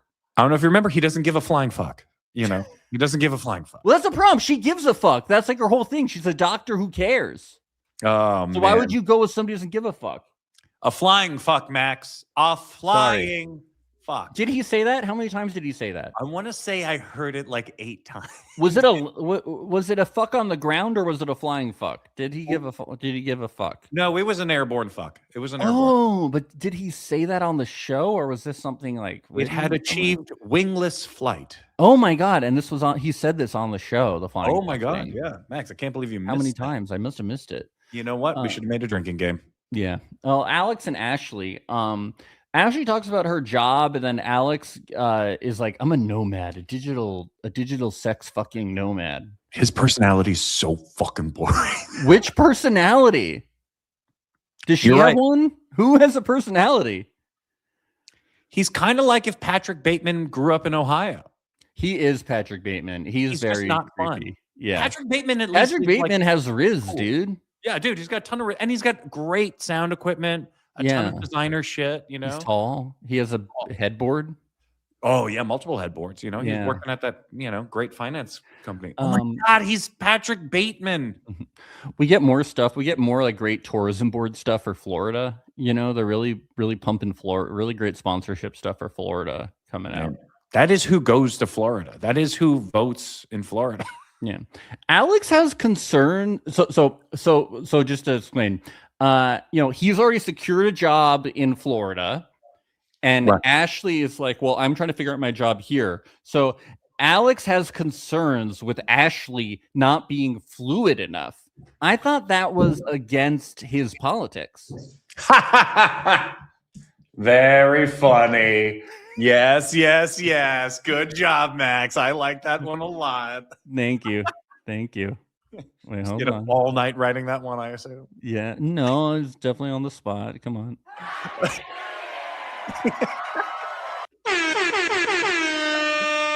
I just why would you ever get at somebody for like, oh, you can't just up and leave? It's like, no, most people fucking can't. Because he has the ego, because he's a huge ego, okay? My God. His whole personality is being able to move around. Yeah, that's what you want to settle on down his terms. Oh my God, what a loser. Yeah, and then But his mom is so cool. I cannot stress that is the coolest woman I've ever seen on television. He's upset about her moving stuff in the fridge, and she's like, "We already had this conversation." But it's very clear this is like a producer prompted conversation where they're like, "So, have you guys had any arguments lately? Can you repeat them for the camera so we have something? Because you guys are kind of boring." Yeah. Yeah. He does have that shit-eating, condescending grin whenever he's talking to her, though, you know? Yeah, I mean, he's just awful. Well, let's get to the sex conversation. I have it recorded. I want to play it because it's so nutty. And riddled with subtext. Well, kind of. It's just so stupid. Let's listen to it. I'm also being aware of your period, realistically, and I don't want a kid right now. I kind of expected you to tell me that. I tell you what, That it's kind of past. Like, I'm not gonna track it. I'm not gonna get pregnant on my period. I know Okay. it's the time right after it is what I understood, but It's not the smartest when it comes to it. Yeah, And it's okay. it would be, I guess, nice to know when you're off of it. I'm not You- trying to trap you. I I understand feel like you that. think I'm trying to trap you in Cleveland and with a child. Like, I don't want to have a kid either right now. Okay. I don't know what the tracking is at. I don't know how long your Ovulation period is lasts. usually like 2 weeks after my period. Okay. I don't will let you know when if your I- period is like ends. Ugh. And I'm happy to have a shared tracker if that makes you feel better, but No. I don't know. It's not necessary. I will let you know when it starts, when it's done. That would okay. So they're not using protection. Like Zoink Scoob, she's on her period. Oh my God. I don't know. That's such a high school thing. No, but that's not the problem. The problem, Tommy, I don't care about the period thing. They're not using protection.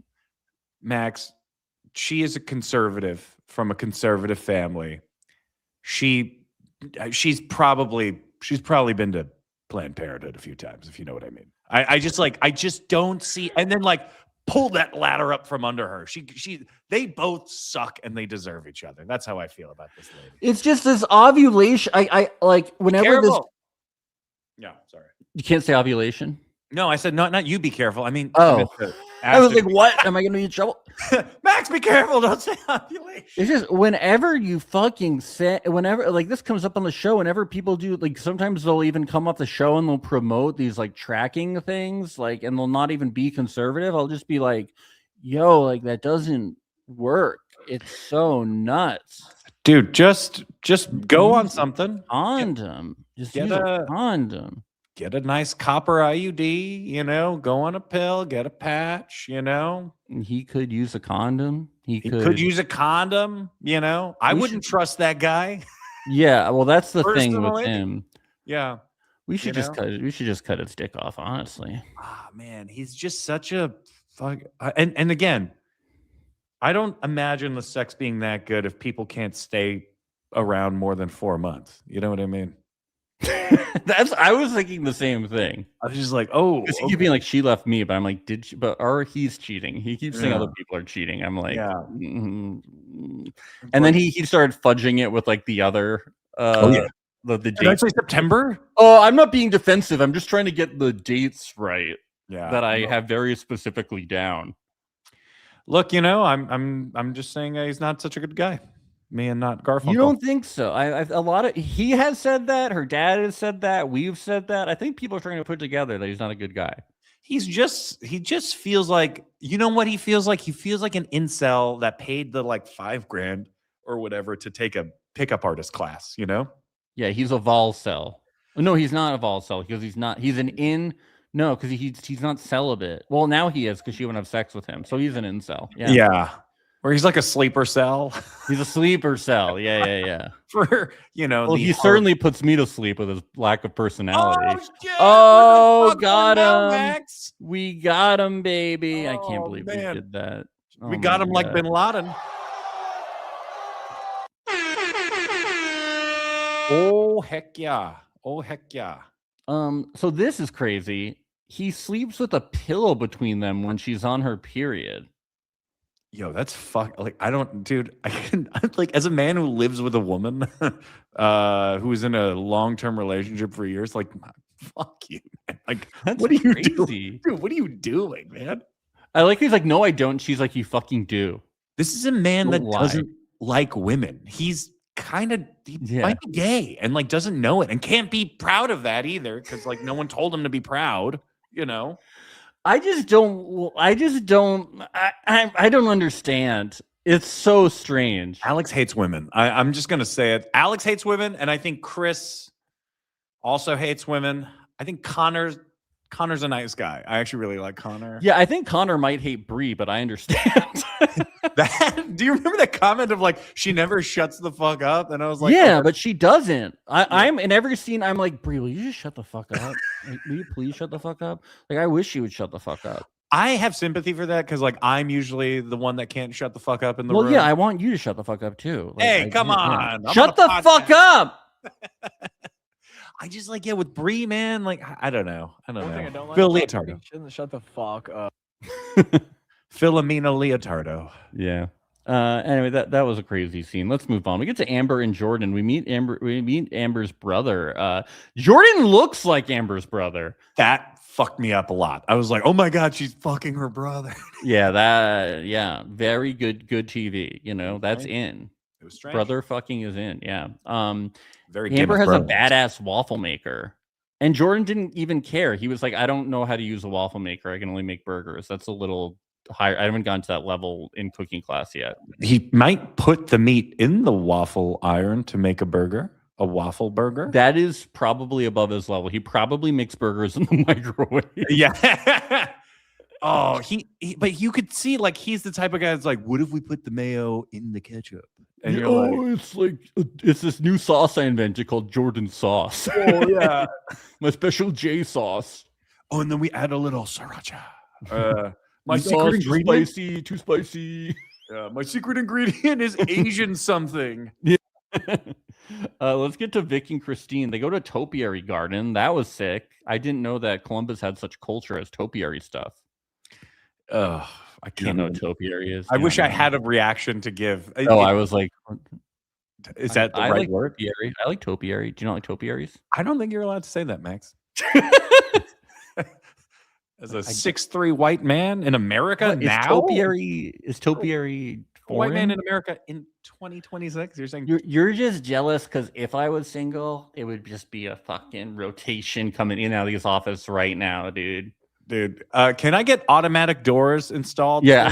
You ask your landlord. But this was such a mature fucking conversation. I love how she's like, I don't want, if we have children, I don't want my biracial child like living in where I grew up because I would want them to be with some place where they could be with people that look like them. Like I thought I was like crazy to see like such a mature conversation happening amidst all these other lunatics. My favorite is Vic is from Brooklyn, also, by the way. So Yes. like he's just like when they're and that's what's funny to me too, is that like when they're like, I want my children to be around different people. It's like you really just mean Indian and Chinese kids. Like you're just, like you could call it what it is, but like, I don't know. New York is very multicultural. Obviously it's a big city, but like, and then he's in Ohio. It's like, I just hope we can get one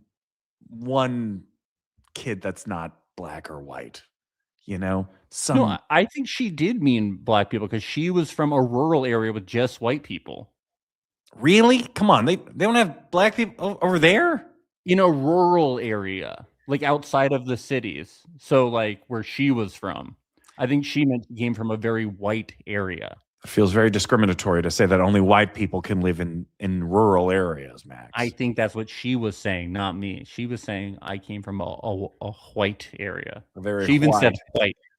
She said it like that to let you know there's no one else here. It was weird. She said white. Our greatest enemy is the sun. I'm pretty sure sunlight. I could have misread her. I'm pretty sure she was saying like she doesn't want her kids living there so that they can be with kids of other races, including kids. I mean that.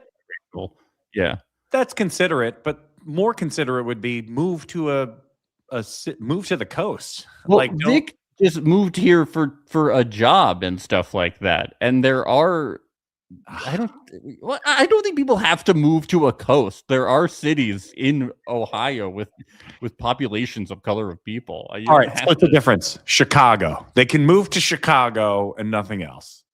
You're right. Let's go to Chicago. I'll give them Chicago. Chicago's a great town. Great, one of the greatest American cities. It's too windy for me. I'll blow away. Yeah. I have paper thin skin. It's stretchy. I'll blow away. I'm like a sail.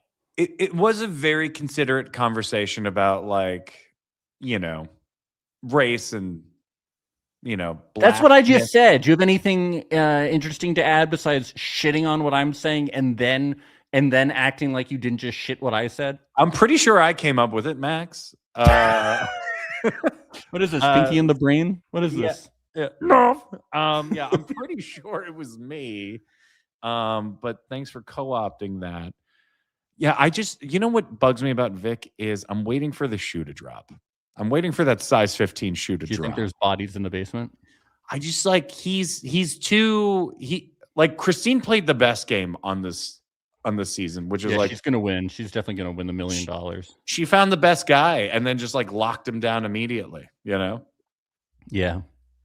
Everyone else literally sucks. Yeah, it's great. Let's get to Britney and Devonte. He meets her family. She had over 700 messages when she got back. Do you think she bought people to message her? Like well, I thought Devonte had those messages because he's a loan officer. He had a lot of emails. She had over 700 text messages. I think if she had an OnlyFans, she could be pretty successful. Do you think that she bought followers on OnlyFans? I don't think you could buy followers on OnlyFans. What if you just want to feel good about yourself? Yeah, I think she could have a very good success. I think Love Is Blind partnering with they do. OnlyFans. Many people do have accounts who have been on Love Is Blind. I mean, mainly men though that do. I don't know a lot of women that do. Men. Joking. My God, I had no idea. I had no idea. Brittany says she doesn't even have to tell Devonte to do the things. He just does them, like the laundry and the cooking. He's the perfect maid, Tommy. He's a great maid. Devonte strikes me as a guy that just like, you know, just grew up doing what he was told, you know. He's a good kid. I think he was a good kid, but bottled a lot of that in, and now he just shuts down a lot of the time. He's you know, a good maid. Her dad, yeah, he's the guy that says, they never say the word divorce. That seems very unhealthy, Tommy. Very unhealthy. I think if you're not threatening divorce every quarter. Yeah, you really should. You should. I think you should get divorced more often than not.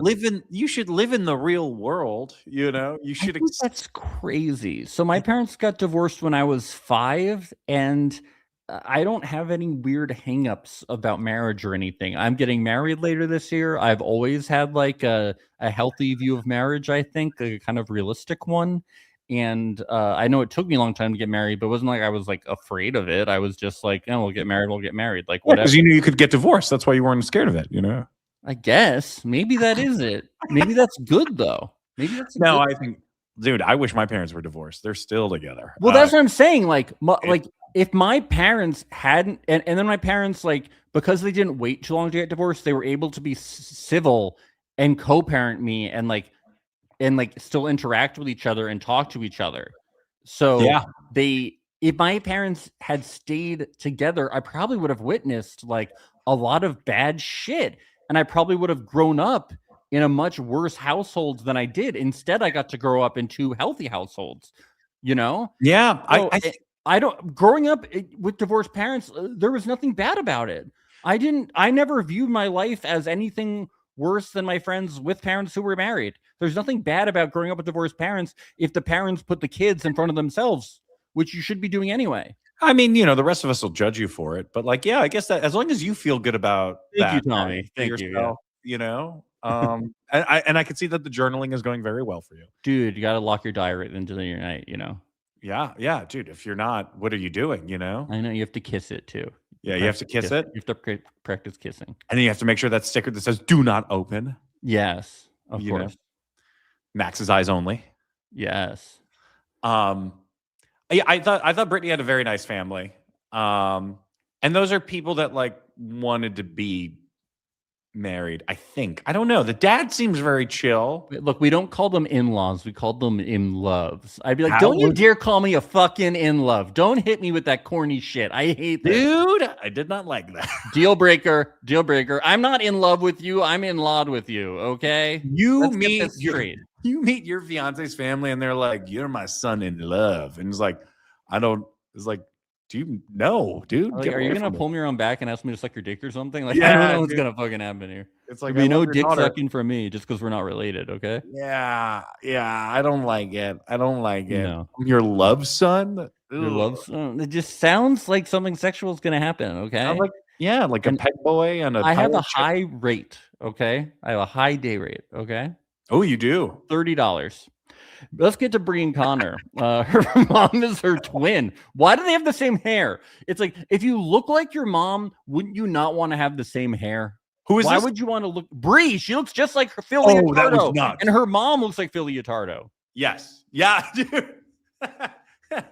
Hey, I was so surprised because like are they from the East Coast? Because I was like, you can't be that New Jersey. I know Ohio. they're so East Coast Italian. They were just as Italian as Mike's parents. No, they weren't. They weren't as No, Italian. Mike's parents were like, so you're Oriental? You His say?" dad looks like was fucking nuts. Mike Francesca. Yeah. The Mets fucking suck this year. What are we gonna do about You're it? Chinese. You're of Chinese ancestry. Of Forget Chinese about it. ancestry. Yeah, Sorry, you're that's what I Chinese. meant. Yeah. The Chinese is Adopted. Okay. so use Chinese. Yeah. They're saying Konnichiwa. use. Arigato. Arigato. So what are the Chinese called mozzarella? Oh my God. We call it prosciutto. What do you call it? I call it ham. I don't know. What he's trying to get me to say coffee. It's coffee. What's wrong with you? It's coffee. Yeah. Let's get to Bree and Connor. I like Bree. Yeah, they talk about if Connor will have enough drive and is he open to being less of a frat boy. No. I will say this though. Connor comes from a pretty nice family. Yes. Like they seem like pretty emotionally mature. Like they raise a nice kid. A nice Yeah, but kid. he's fucked up.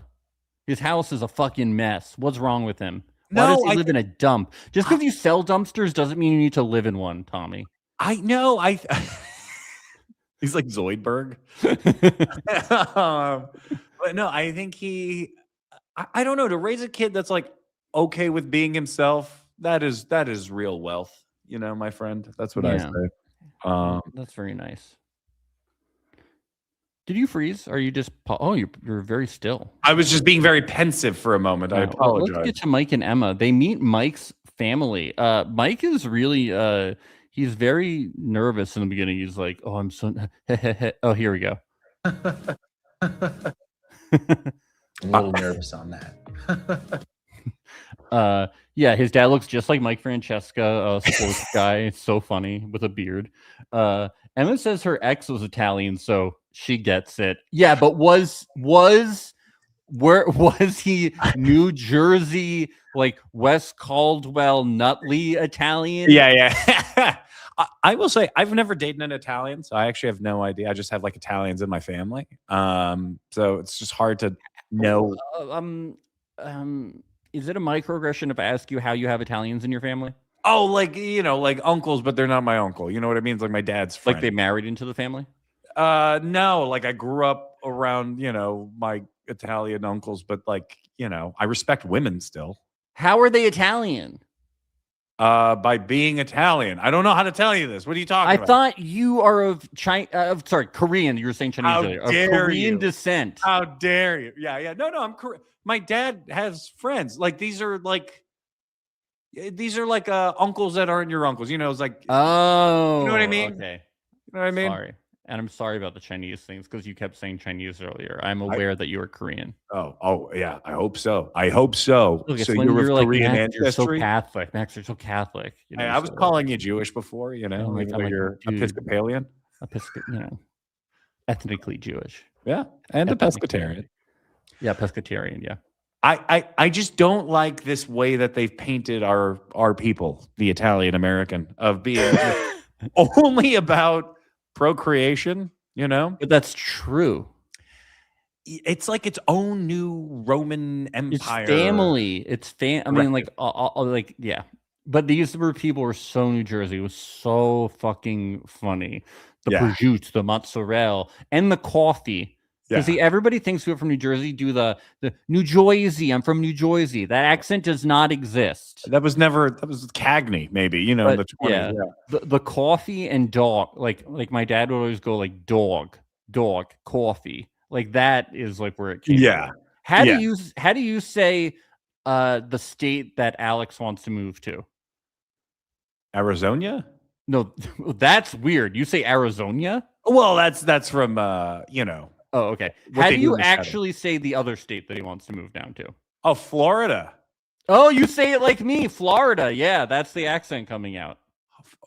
How do people say it? What's Florida. the other one? Florida? Yeah. What do I say? What did I just say? Florida. I said Florida.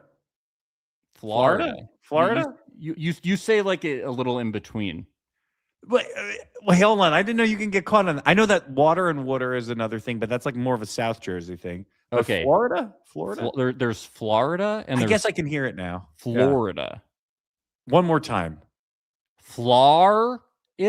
Don't slow it down, Max. I'm not stupid. Okay. I just want to hear how you say it. Okay. I typically say Florida. People not from kind of like the area of the country that we're from go Florida. Ew. I know. There's also florist, horrified, stuff like that. I was horrified. You know what? It does come out. What I got. Yeah, horrified. Florist. Yeah, I was a bit horrified. Horrified. We say horrified. We say horrified. We don't say horrified? We say horrified. I was horrified by what you said to me earlier. Yeah. I did not appreciate any of that. Yeah. Well, I typically do. And also huge, humongous, like that kind of thing. Oh, you know what my mom can't do? Ear, like, you know what you have on on the side of your head? And year. Like oh, yeah. That makes sense. She says the same word both times. Yeah. Yeah, very New Jersey. Ear and ear. And I go, what's wrong with you, Ma? She's like, I'm from Queens. I don't know what to tell you. I thought Mike Francesco was going to cry when he learned that they weren't going to have kids. Like his dad was just going to like collapse on the table from having a heart attack about the kids thing. He was like, I got to get my Guma pregnant now. Yeah. Yeah, but she's okay with Gumas, right? She knows about the Gumas. Yeah. She knows about Gabagool, right? We're going to have the Gabagool. What are you talking about? You're not going to have any fucking kids? About? Hey. Yeah, I heard you got a friend in the waste management business, Kana. Yeah, he knows all about that. I really don't know anything about Mike other than that he's like, I'm going to come inside of you. Procreation. Yeah, I'm going to come inside of you. He's really bad at pulling out, he says. He's like, I suck at pulling out. I'm just not good at it. No, I don't like that. That's his whole personality. I do. It's sick. I guess you're right. It's pretty he cool. He loves making babies. I like how his sister is like, we need cousins. The kids need cousins. What are they going to do without cousins? I'm like, please, could you give us half Chinese cousins? There's they better learn English. They better learn. Okay. I mean, she's ethnically Chinese, but culturally white. I wonder. And then he's Italian. And then they were like, oh, that's good. That's good. I think. Oh, what a relief. What a relief. Thank God she could be she's basically Italian. Yeah, this is a pasta house, not a noodle house. Thank you very much. Yeah, they're like, by the way, it's gravy if it has meat in it, and you have to say that, otherwise we're going to decapitate you at the wedding. That you'll be shit with the fishies. Dude, calling it gravy instead of just like a sauce, like a Sunday sauce, and calling it gravy. I was like, I get it. We get you're from New Jersey. Everyone I know says that as a fucking joke. Like nobody actually does that. We don't do that no more. No, and it's like I love it. Like you have to if you want to be in our family, okay? It's and like then one day you're gonna be made, okay? You're gonna get made, okay? As far back as I can remember, I've always wanted to have a baby.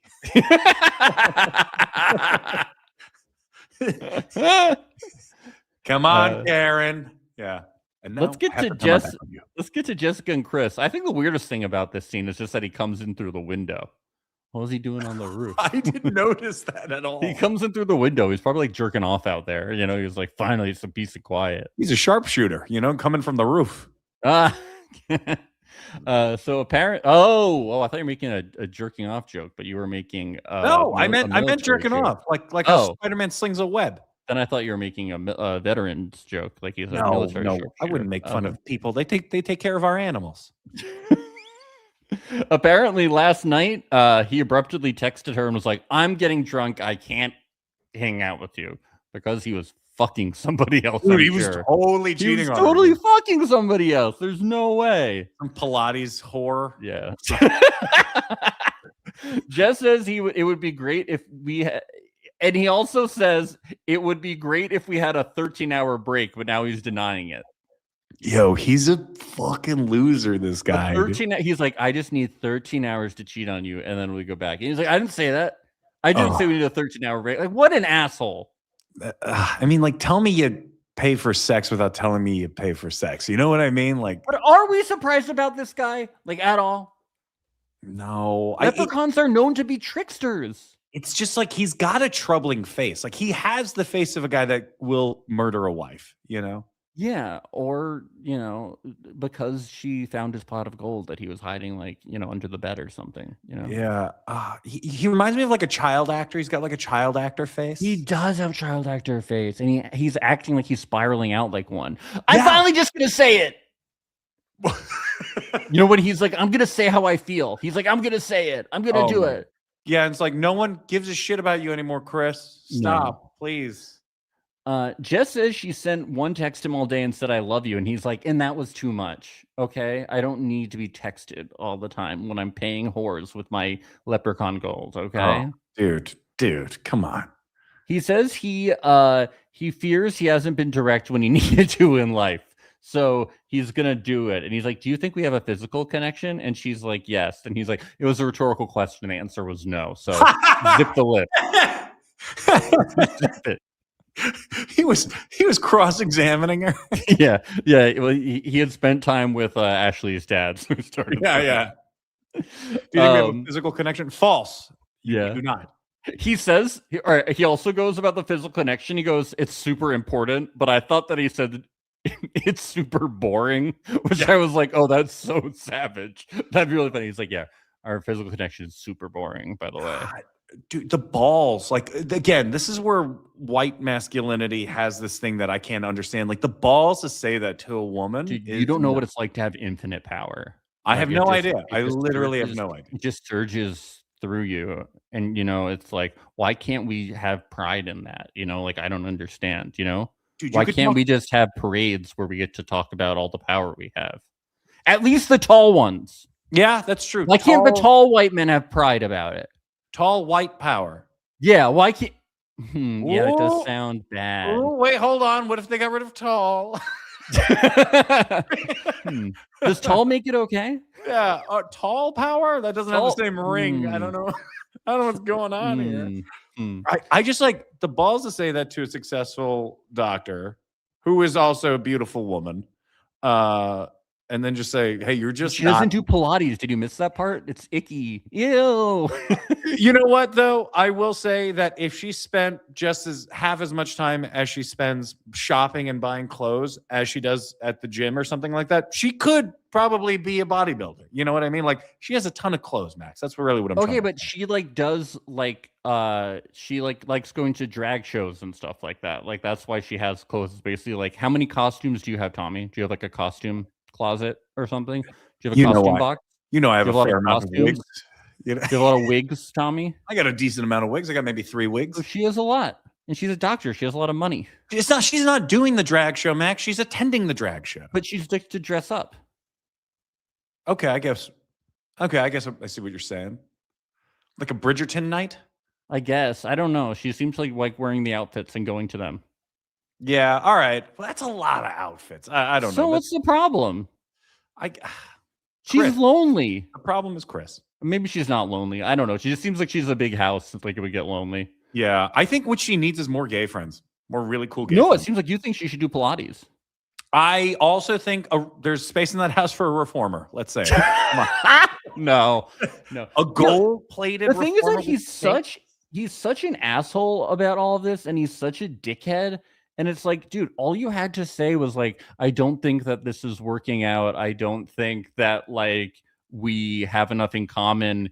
I really tried this. I tried the experiment, but it won't work. And he's like, no, I need to put you down. That's the only way a breakup will work. Otherwise, it won't take. The breakup won't take if I don't insult you. He's like, if you were around maybe 115 pounds, you would be perfect. I was like, wait, isn't she? Because she's like less. She's like, she needs muscle. Oh my God. Yeah, I have no idea. It's like, just break up with her. Why do you have to tell her? You don't need to tell people why you break up with them. You can just break up with them and say it didn't work out. We're not compatible. This is that like, it's that whole type of white dude that's like, oh, I'm going to fix you on the way out. You know? Yeah, on the way out. It's like, you're right. That's interesting. Men want to be fixed some men want to be fixed in a relationship, but they want to fix the women on the way out. Men never want to be fixed. I will say, come on. No, Connor and Jordan want to have their lives put together. They need that. They need it. I don't know if they want it. There's a difference between want and need. You studied theater. They want their lives put together. They do not want to live in squalor their whole lives. I don't think they see it. It's kind of like eating from the fruit of the forbidden tree, you know, the tree of knowledge. They don't see it? I don't think they see it, dude. It's like... It's depressing. Dude, they look at that keg. They don't even see the keg. They're just like, oh, why is my chair out there? You know? Or it's like, right. Did I leave the garage door open? It's like, they don't even see the keg. They don't even see. We got to fix them. We got a straight eye for the straight guy, them. Straight eye for the straight guy, Max. I've got to write that down. That's amazing. All right, but only if we can do it together. I obviously, Max, we will be doing that together. That's great. Let's get into episode 9. We did it. We did that in 20 less minutes. Woo! Jessica and Chris continued. He's like, just by the way, we already talked about this for 2 hours, Jessica, but I want to let you know sex is a big thing for me. And she's like, wait, what? Sex matters to you? I didn't get it the first 5 times that you said it. Anyway, we'll just move on. He's such an asshole. He's the guy that's bad at sex. Yeah. At the end, he says, do you want to continue trying this because we have fun together? Wait, he basically breaks up with her and then he goes, but we should continue this. Which was nuts. What is his deal? He's such a trickster. Like, how do you come back from that? I don't know. What did he think that she would be so upset that the sex would be weirder?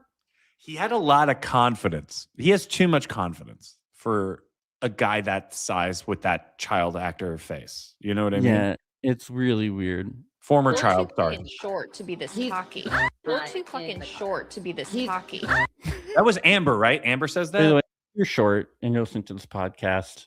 Get taller. It's embarrassing. Like, what's wrong with you? South Korea's got plenty of surgeries for that. Yeah. Haven't you seen The Materialists? Like, is that what that's about? Being taller? Yeah, it's like what's his name? Pedro Pascal. He got like height enhancement surgery. Oh, did he really? I didn't see the movie because in real life. No, in the movie. Bree and Connor, they're getting along. Whatever. Fuck it. We don't need the scene. Let's skip ahead because it doesn't get juicy. I know exactly how you're looking at this, and it's like, yeah, it's not juicy yet. It gets okay. Let's get to Devonte and Britney. Britney brings up that for the first thing that happens is he says he's gonna get a Big Mac, and she looks at him like, "Don't you fucking dare!" with her eyes. She's like, "You better be starving yourself for this wedding and for the rest of your life because I don't want a fat husband." Oh my God. Just like, dude, we all get fat one day. Wasn't that her that said that? Yes, it's her. Yeah, and but not for their wedding. He better look thin. She's like slipping the new GLP-1 pills into his drinks. The idea of losing and cutting weight just for your wedding, just for those photos, is like a way of catfishing your children in the future. You know what I mean? It's like, and that's what I walked around at. You know, it's like, no. Okay, I'll stop my wedding diet, Tommy. You convinced me. Thank you. To catfish your children? No, I'm going to stop my diet, so I won't catfish my children. There you go. Be honest. I will not be healthy ever again. If you're not honest with your children, you run the risk of raising Alex. You know what? I will not be healthy ever again for my children. For my children. I'll stop trying to be healthy for my children. For my children. Starts today. Stops today. Which one? So she brings up that she doesn't feel as secure she did in the pods. She says he doesn't call her pretty enough, and she only compliments her clothes. And he says in Cabo she did this, but then he felt he was forced to. So then if he called her pretty, it wouldn't be genuine. I have to say, this kind of makes sense. It's like she's like, you don't call me pretty enough. So then in my head, I would be like, wait, so then if I tell you you're pretty, you're going to think I'm only telling you you're pretty because you told me to. So then in your head, you're going to be like, do you even think I'm pretty? Or are you just saying it because I told you to? So then when can I say it so that you actually believe that I think that you're pretty? Agreed. Look, despite how slowly he moves, Devonte is not slow mentally. You know what I mean? No. And I think he is sensitive. I think he's very sensitive, and I think he's got a lot bottled up, and I think for him, it's one of those things of, I don't know how to, there's no winning here. So why even try? I think that's a lot of his mindset. And so he's like, hey, look, I'm not going to make you happy. It's not, that ain't me, babe. I also like what he said next. He goes, I would have rather you just asked me if I was okay and approach this a little more calmly than just be like, I never do something. Like, rather, and I do think that's a better way to approach conflict in a relationship than go like, you never tell me I'm pretty. Instead of being like, hey, like, is something going on? Because like I don't feel like I'm getting reassurance from you, rather than put the blame on you, especially I know sorry. No, you finish your thought. Well, instead, because like he has been going through things, or he might be thinking something, like if you're in a relationship with someone, you should be concerned about them instead of kind of like just placing blame on them. Yeah, no, I totally agree with that. And I think a lot of the way that some of the men have been communicating, like Connor, I think is pretty good at communicating like his feelings and talking things out with Breeze. Like, normally I wouldn't feel this way, but with you, I feel comfortable to say this such and such to you. And I was going through this and that's why I behave that way. Who else was doing that though? But in like a Sith Lord manipulative way was Chris. I'm realizing Chris was really good at like, oh yeah, I would never, do that. And I can see where you're at. And then like, being like, you fatty boom batty. I don't want any of this, and you're like, what are you talking about? So he's a piece of shit. Devonte, I just don't think has the language to say those things yet.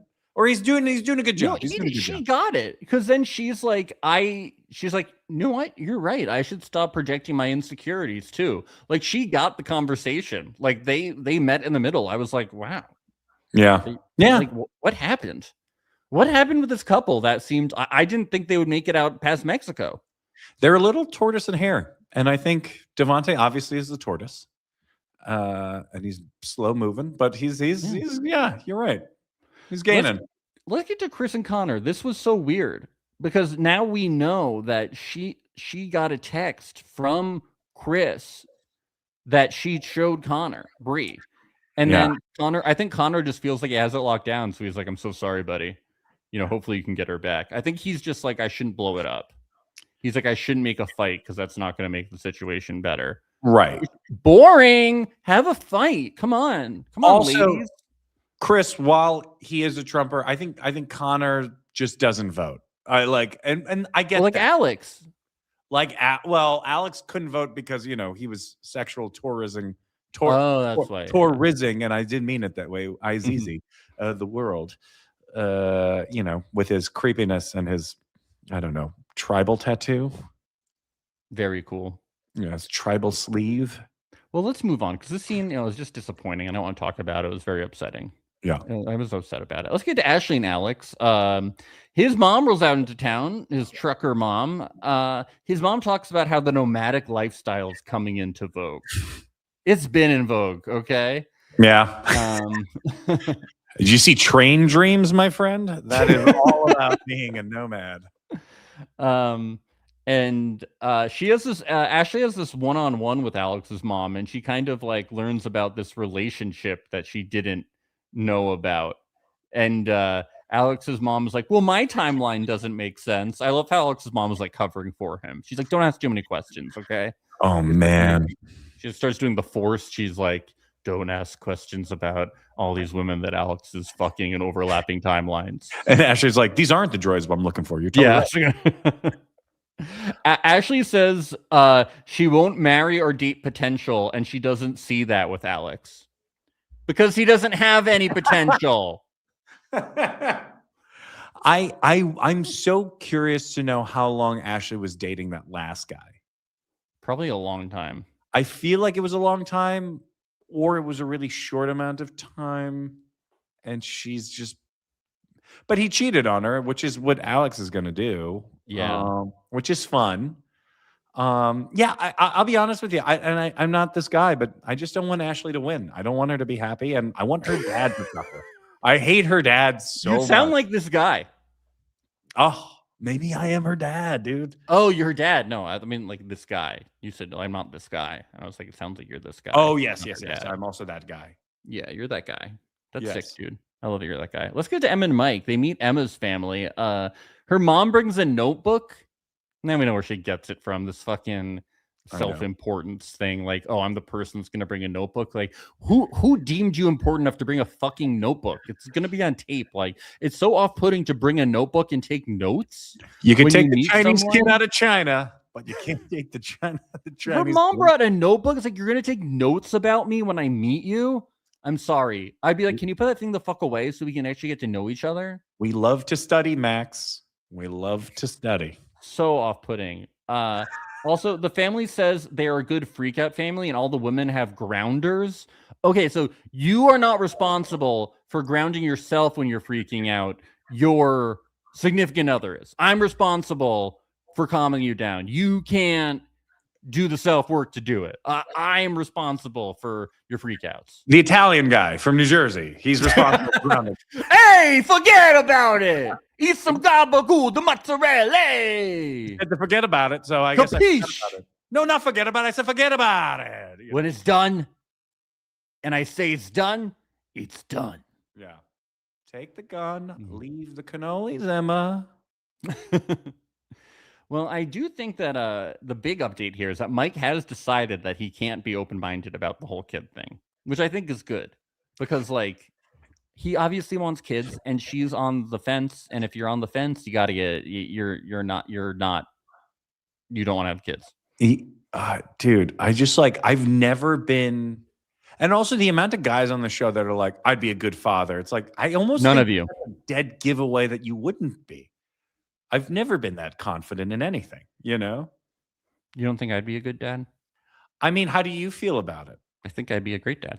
All right, see, it's like Philosopher King. You'd be horrible at it, Max. No, I'd be that amazing. attitude? I would be perfect. They would grow up listening to me go, hey, forget about it. Fuck this person. They're a bad person. They would grow up with yelling in the background about crazy shit, you know? I love that there's no Italian lineage anywhere, but you raise small Italian children. No, it would be because I'm podcasting. So they would hear from the other room like all these crazy voices and me yelling, going off about terrible shit. Yeah. Your children can only talk to you through a podcast? No, I'm just saying they would grow up like when they were little, they would hear me working, and the work is me yelling. So they would just grow up with yelling in the background. Yes, and I'm saying it's all consuming, and then you'd never. Oh, I would never speak to them. Yeah, the only time you'd speak to them is if they were guesting on your podcast. Oh, that's sweet. That's cute. In a way, yes. But yeah, I don't think I would let I think I would let my kids watch anything they want from any age, but I wouldn't let them watch Love is Blind. Okay, that's kind of like how tech people are like, I wouldn't give my children a phone. Oh, I would give my kid a phone, yeah. As many screens as they wanted. I just think Love is Blind. It's bad. It's bad for Love is Blind. I don't want them to have any romantic expectations related to Love is Blind. These people are bad. It's bad for romance. Disney movies, great. Disney movies, 4 Disney movies playing simultaneously on 4 different iPads. Yeah, Hell all that princess stuff, amazing. Love is Blind. Also, here's 2 phones for 2 Candy Crush games. Yeah, well, phones are sick. I love social media, so I have no problem with that. That's great. We're all attached to our phones anyway. Okay. And yeah, What? you're right. All right. Emma says dating has been a different ball game, especially in Wisconsin. Does she live in Wisconsin? Was she talking about her past? Dude, I mean, like, again, I think it's hard being a minority anywhere in that middle part of the country. Does she just think she's in Wisconsin? Does she just not know? I think she knows she's Chinese, I think, at least, right? She knows that. It's just hard. So I don't know. Connor and Bree, they meet Connor's family, and his dad looks like him, and they have the same haircut. I actually think Connor looks a lot like his mom. Well, do they have the same haircut? Everybody has the same haircut. It's Ohio. Everybody goes to the same bar. It's Ohio. One baby. barber in Ohio. Yeah. Bree says that Connor is a standard boy, and he says he's a Midwestern blue-collar guy. And then everyone was like, "You're blue collar?" Yeah, the whole family not respecting him. Yeah, like, you're a brown collar, you dumpster worker. Go Yeah, live in a dumpster. You sang your shit. Sorry, continue. No, just the idea of Bree, like, I know it's a boy, so you don't think that we have the same amount of feelings, but like, just to call him a standard boy to his family, she's really insulting to him. She's like really shits all over him because she doesn't like him as much as she likes Chris. It's because he's submissive. Yep, and she needs a dom, and she's a sub. Yeah, I mean, with those Phil Leotardo eyebrows, I don't know. I would have had me fooled. She says, as a single female, her insecurity is usually if she's being too much, and it wasn't that way with Connor. And then she makes fun of him for his circulation. Like, she was being too much. Yeah, I mean, it's just like Connor says, One thing I don't like about Brie, she doesn't shut the fuck up. She doesn't shut the fuck up. And I am like, Brie, will you just shut the fuck up? Like, he's with his family. And he's like, isn't she nuts? Isn't this crazy? After that meeting, I'd be like, do you really want to, like, she doesn't really like you. Yeah. It was funny, the roasting. Like, she is funny. Like, and like, you do have shitty circulation and you do live in a dumpster. But like, I mean, the thing is, Brie's, as much as she reminds me of an idea of an East Coast person, yeah, she is very basic. So yeah. You know what I like she's just very chuggy and like, like, I wouldn't be surprised if she's like, don't talk to me until I've had my morning glass of wine. Like, who does she think she is? Yeah. Yeah, I would just be like, do you want to be with somebody like respects you like a little bit? Like, it's funny, like she's funny, but it's like, I would never prescribe this to anybody, but I do think that what she needs is like a healthy dose of trying to do stand-up comedy for 4 months and then just getting humbled. Yeah. And realizing that she's not that interesting. And then that would change. That will change. Yeah. Maybe she should have shut the fuck up. Let's get to Ashley and Alex. Ashley says, Ashley has Alex's previous relationships, and he just lies. This whole thing is a fucking lie. It's not so even good worth going into. It's amazing. College, only one girl, and late. There's only like 3 girls, and nobody. My ex. I think Alex is in the Epstein files. I'm pretty sure. I'm pretty confident he's in the Epstein. I think we went over that in the cast breakdown. I think we figured out most of these guys are probably in the Epstein files somewhere. Yeah. Do you know where in Florida he's trying to work? Mar-a-Lago. I heard he was trying to get like a boat off of Key West to go down somewhere. God, he's such a loser. And Ashley's a loser for picking that guy, dude. Yeah, I know. It's just terrible. I guess she's like, please be honest with me and please don't cheat. I'm like, if you have to feel that you have to ask someone to be honest and not cheat, he's gonna cheat. Flag. Yeah. He's gonna cheat. That's why you're asking him not to. Not good. So bad. Let's get to the mixer. Kia is there, Kevin is there, but then nothing happens. Kevin sucks.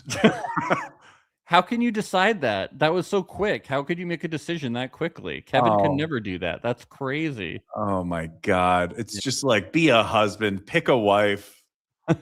That guy was nuts. We have a comment from Emma Lisher. I don't know if that's how you say her name, but she says, "I like when Ashley describes herself as beautiful inside and out." It's a bit much. I'm like, I can't even think of a description for Ashley. Like, there's nothing there. She's almost like, like a blank canvas, but not in like an interesting way. I mean, her dad thinks she's hot, and that's really all that matters. He said she's dynamite. And he said it in that like sort of She's like dynamite. Yeah. You know what I mean? Honk honk. A wooga. A wooga. Oh, man. He's an yeah. animaniac. God, I don't know. Your favorite. He sounds like them. Yakko Wacko and Mr. Ashley's dad. Yeah. Yep. Not Garfunkel. Beefcake. Quarterback. Oh my God, I love you so much. Daddy Dum Dum. I hope his wife hits him. Dynamite. Dynamite. Oh, the confidence of white men from that era. That's crazy. This is what I want. Daddy Dum Dum's good with it. Daddy Dum Dum is dynamite. Let's get to the first girls chat. Who is it? Okay. Bree says this. I just got like some obscure oh yeah in my DM. Did the fucking Kool-Aid man DM her? Oh man, I think Chris was ejaculating when he texted that, and then he forgot to say it out loud. He instead ended up DMing that. He ended up he was doing the text to speech. Yeah. Yeah. Are you sure he wasn't smashing through a brick wall? Are you sure that wasn't what was happening? I mean, he has the same skin condition as the Kool-Aid man. I mean, they're both bright red most of the time. Yeah. I just think of him more as like the Lucky Charms guy. Lucky. Yeah. No, thinking about food mascots. He reminds me of what's her name? Shirley Temple.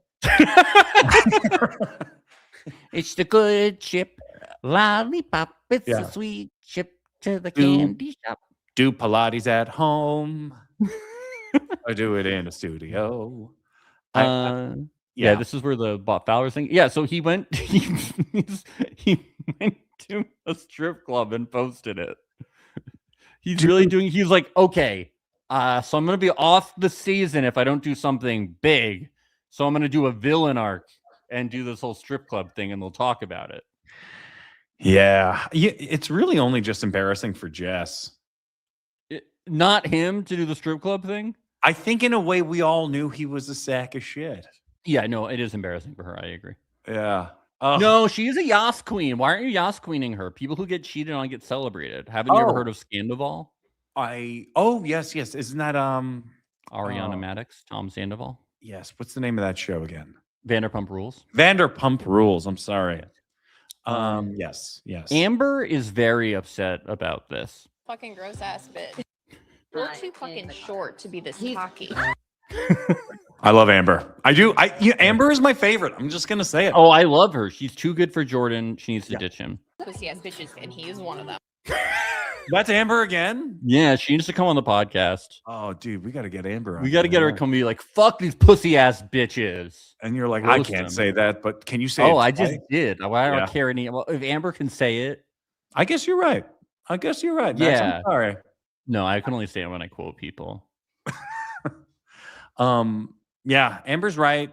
Who knew that she would be the voice? No, Alex is on the right. We don't know where Amber's politics lie. Ooh. Well, no, she's a healthcare worker, right? I don't know. I think she's like a nurse practitioner. You think nurse practitioners can't be on? It doesn't matter. Continue what you were saying. No, they have to deal with the healthcare system. That's why. That's what makes them matter. Dealing with the American healthcare system. Matter. Anyway, continue. All right. Anyway, Chris arrives, and him and Connor are still cool. And I love when all of the women, what they do when Jessica arrives.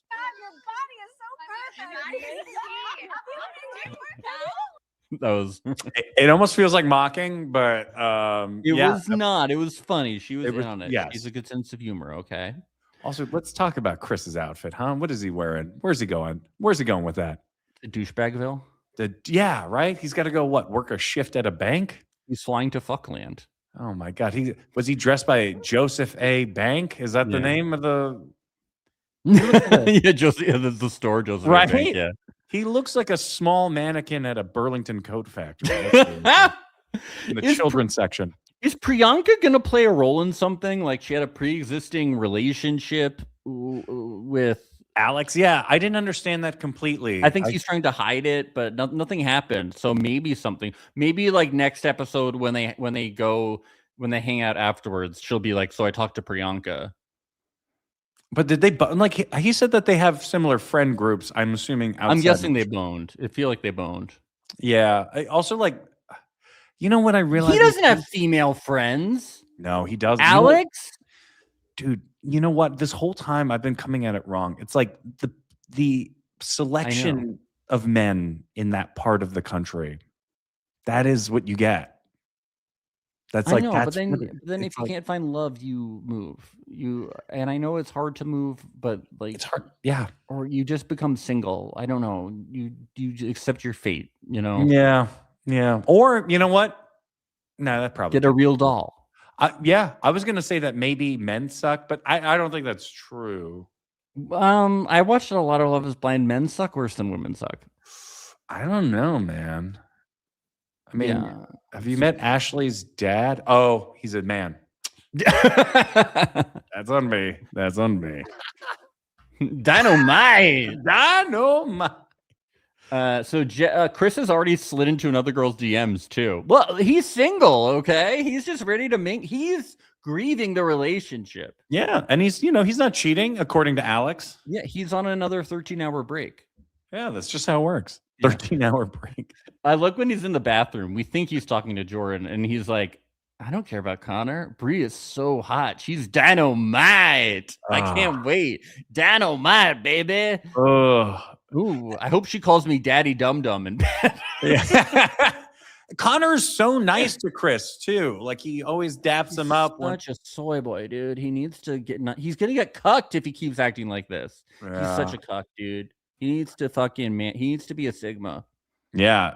Or else, Phil Leotardo is gonna get rid of him. I know. He's unless Mike, Phil's gonna get Mike's family from New Jersey to come over and off him. That is, oh my God, I didn't even realize the little soprano, beef that was happening right there. Jersey Mike, Phil Jersey Leotardo? Mike. Yeah. Oh my God. I had Katisha, she's from Love is Blind UK on. Apparently they don't have Jersey Mikes in Scotland. Can you believe it? Oh my God. And she's like, I don't know what that is. She's like, I never heard of a sandwich like a She was Jersey like, Mike. New Jersey is a city? I was like, it's a state. And we have this restaurant called Jersey Mike's. And she was like, I have no idea what you're talking about. She goes, hey, we have a Jersey too. But no name Mike. Chris and Amber. Chris is like, I know you hate me, but you don't know me. And she's like, I know that you're a short little bitch leprechaun. And I'm going to punt your ass back to Ireland. Ho! Dude, she's awesome. Yeah. She's like, she's the hero. Convince me that you're real. Convince me that you're real. You're a figment of my imagination, you little slut. Convince me you look real. Convince me you're real. You look like not Garfunkel. God, I hate that guy. Okay, we get the not Garfunkel thing. Okay, it's a great joke. Okay, I want to see him again. Joke. I just hate him. You hate him. I thought you didn't like him, even though he's some of the best TV we've had this season. And maybe that's what it is. It's like how I hated Joffrey. Great actor, great performance. Great TV. We're team good TV here on this podcast. Before we like anybody, before we hate anybody, team good TV. That's oh, I see. You know team what? Good TV.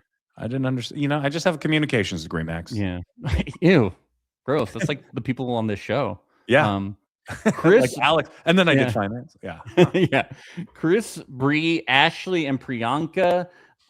He says, I don't care she's a doctor. I need somebody that does Pilates and is DTF. And like, well, she and it's like she danced for 15 years. It's like, it's just not that, it's just like whatever. You just could have been nice about it. Yeah.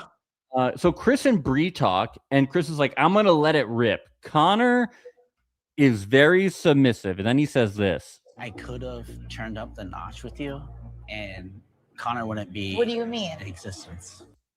Like he would have vaporized him. Yeah, I don't know what that means. She's like, what the fuck are you talking about?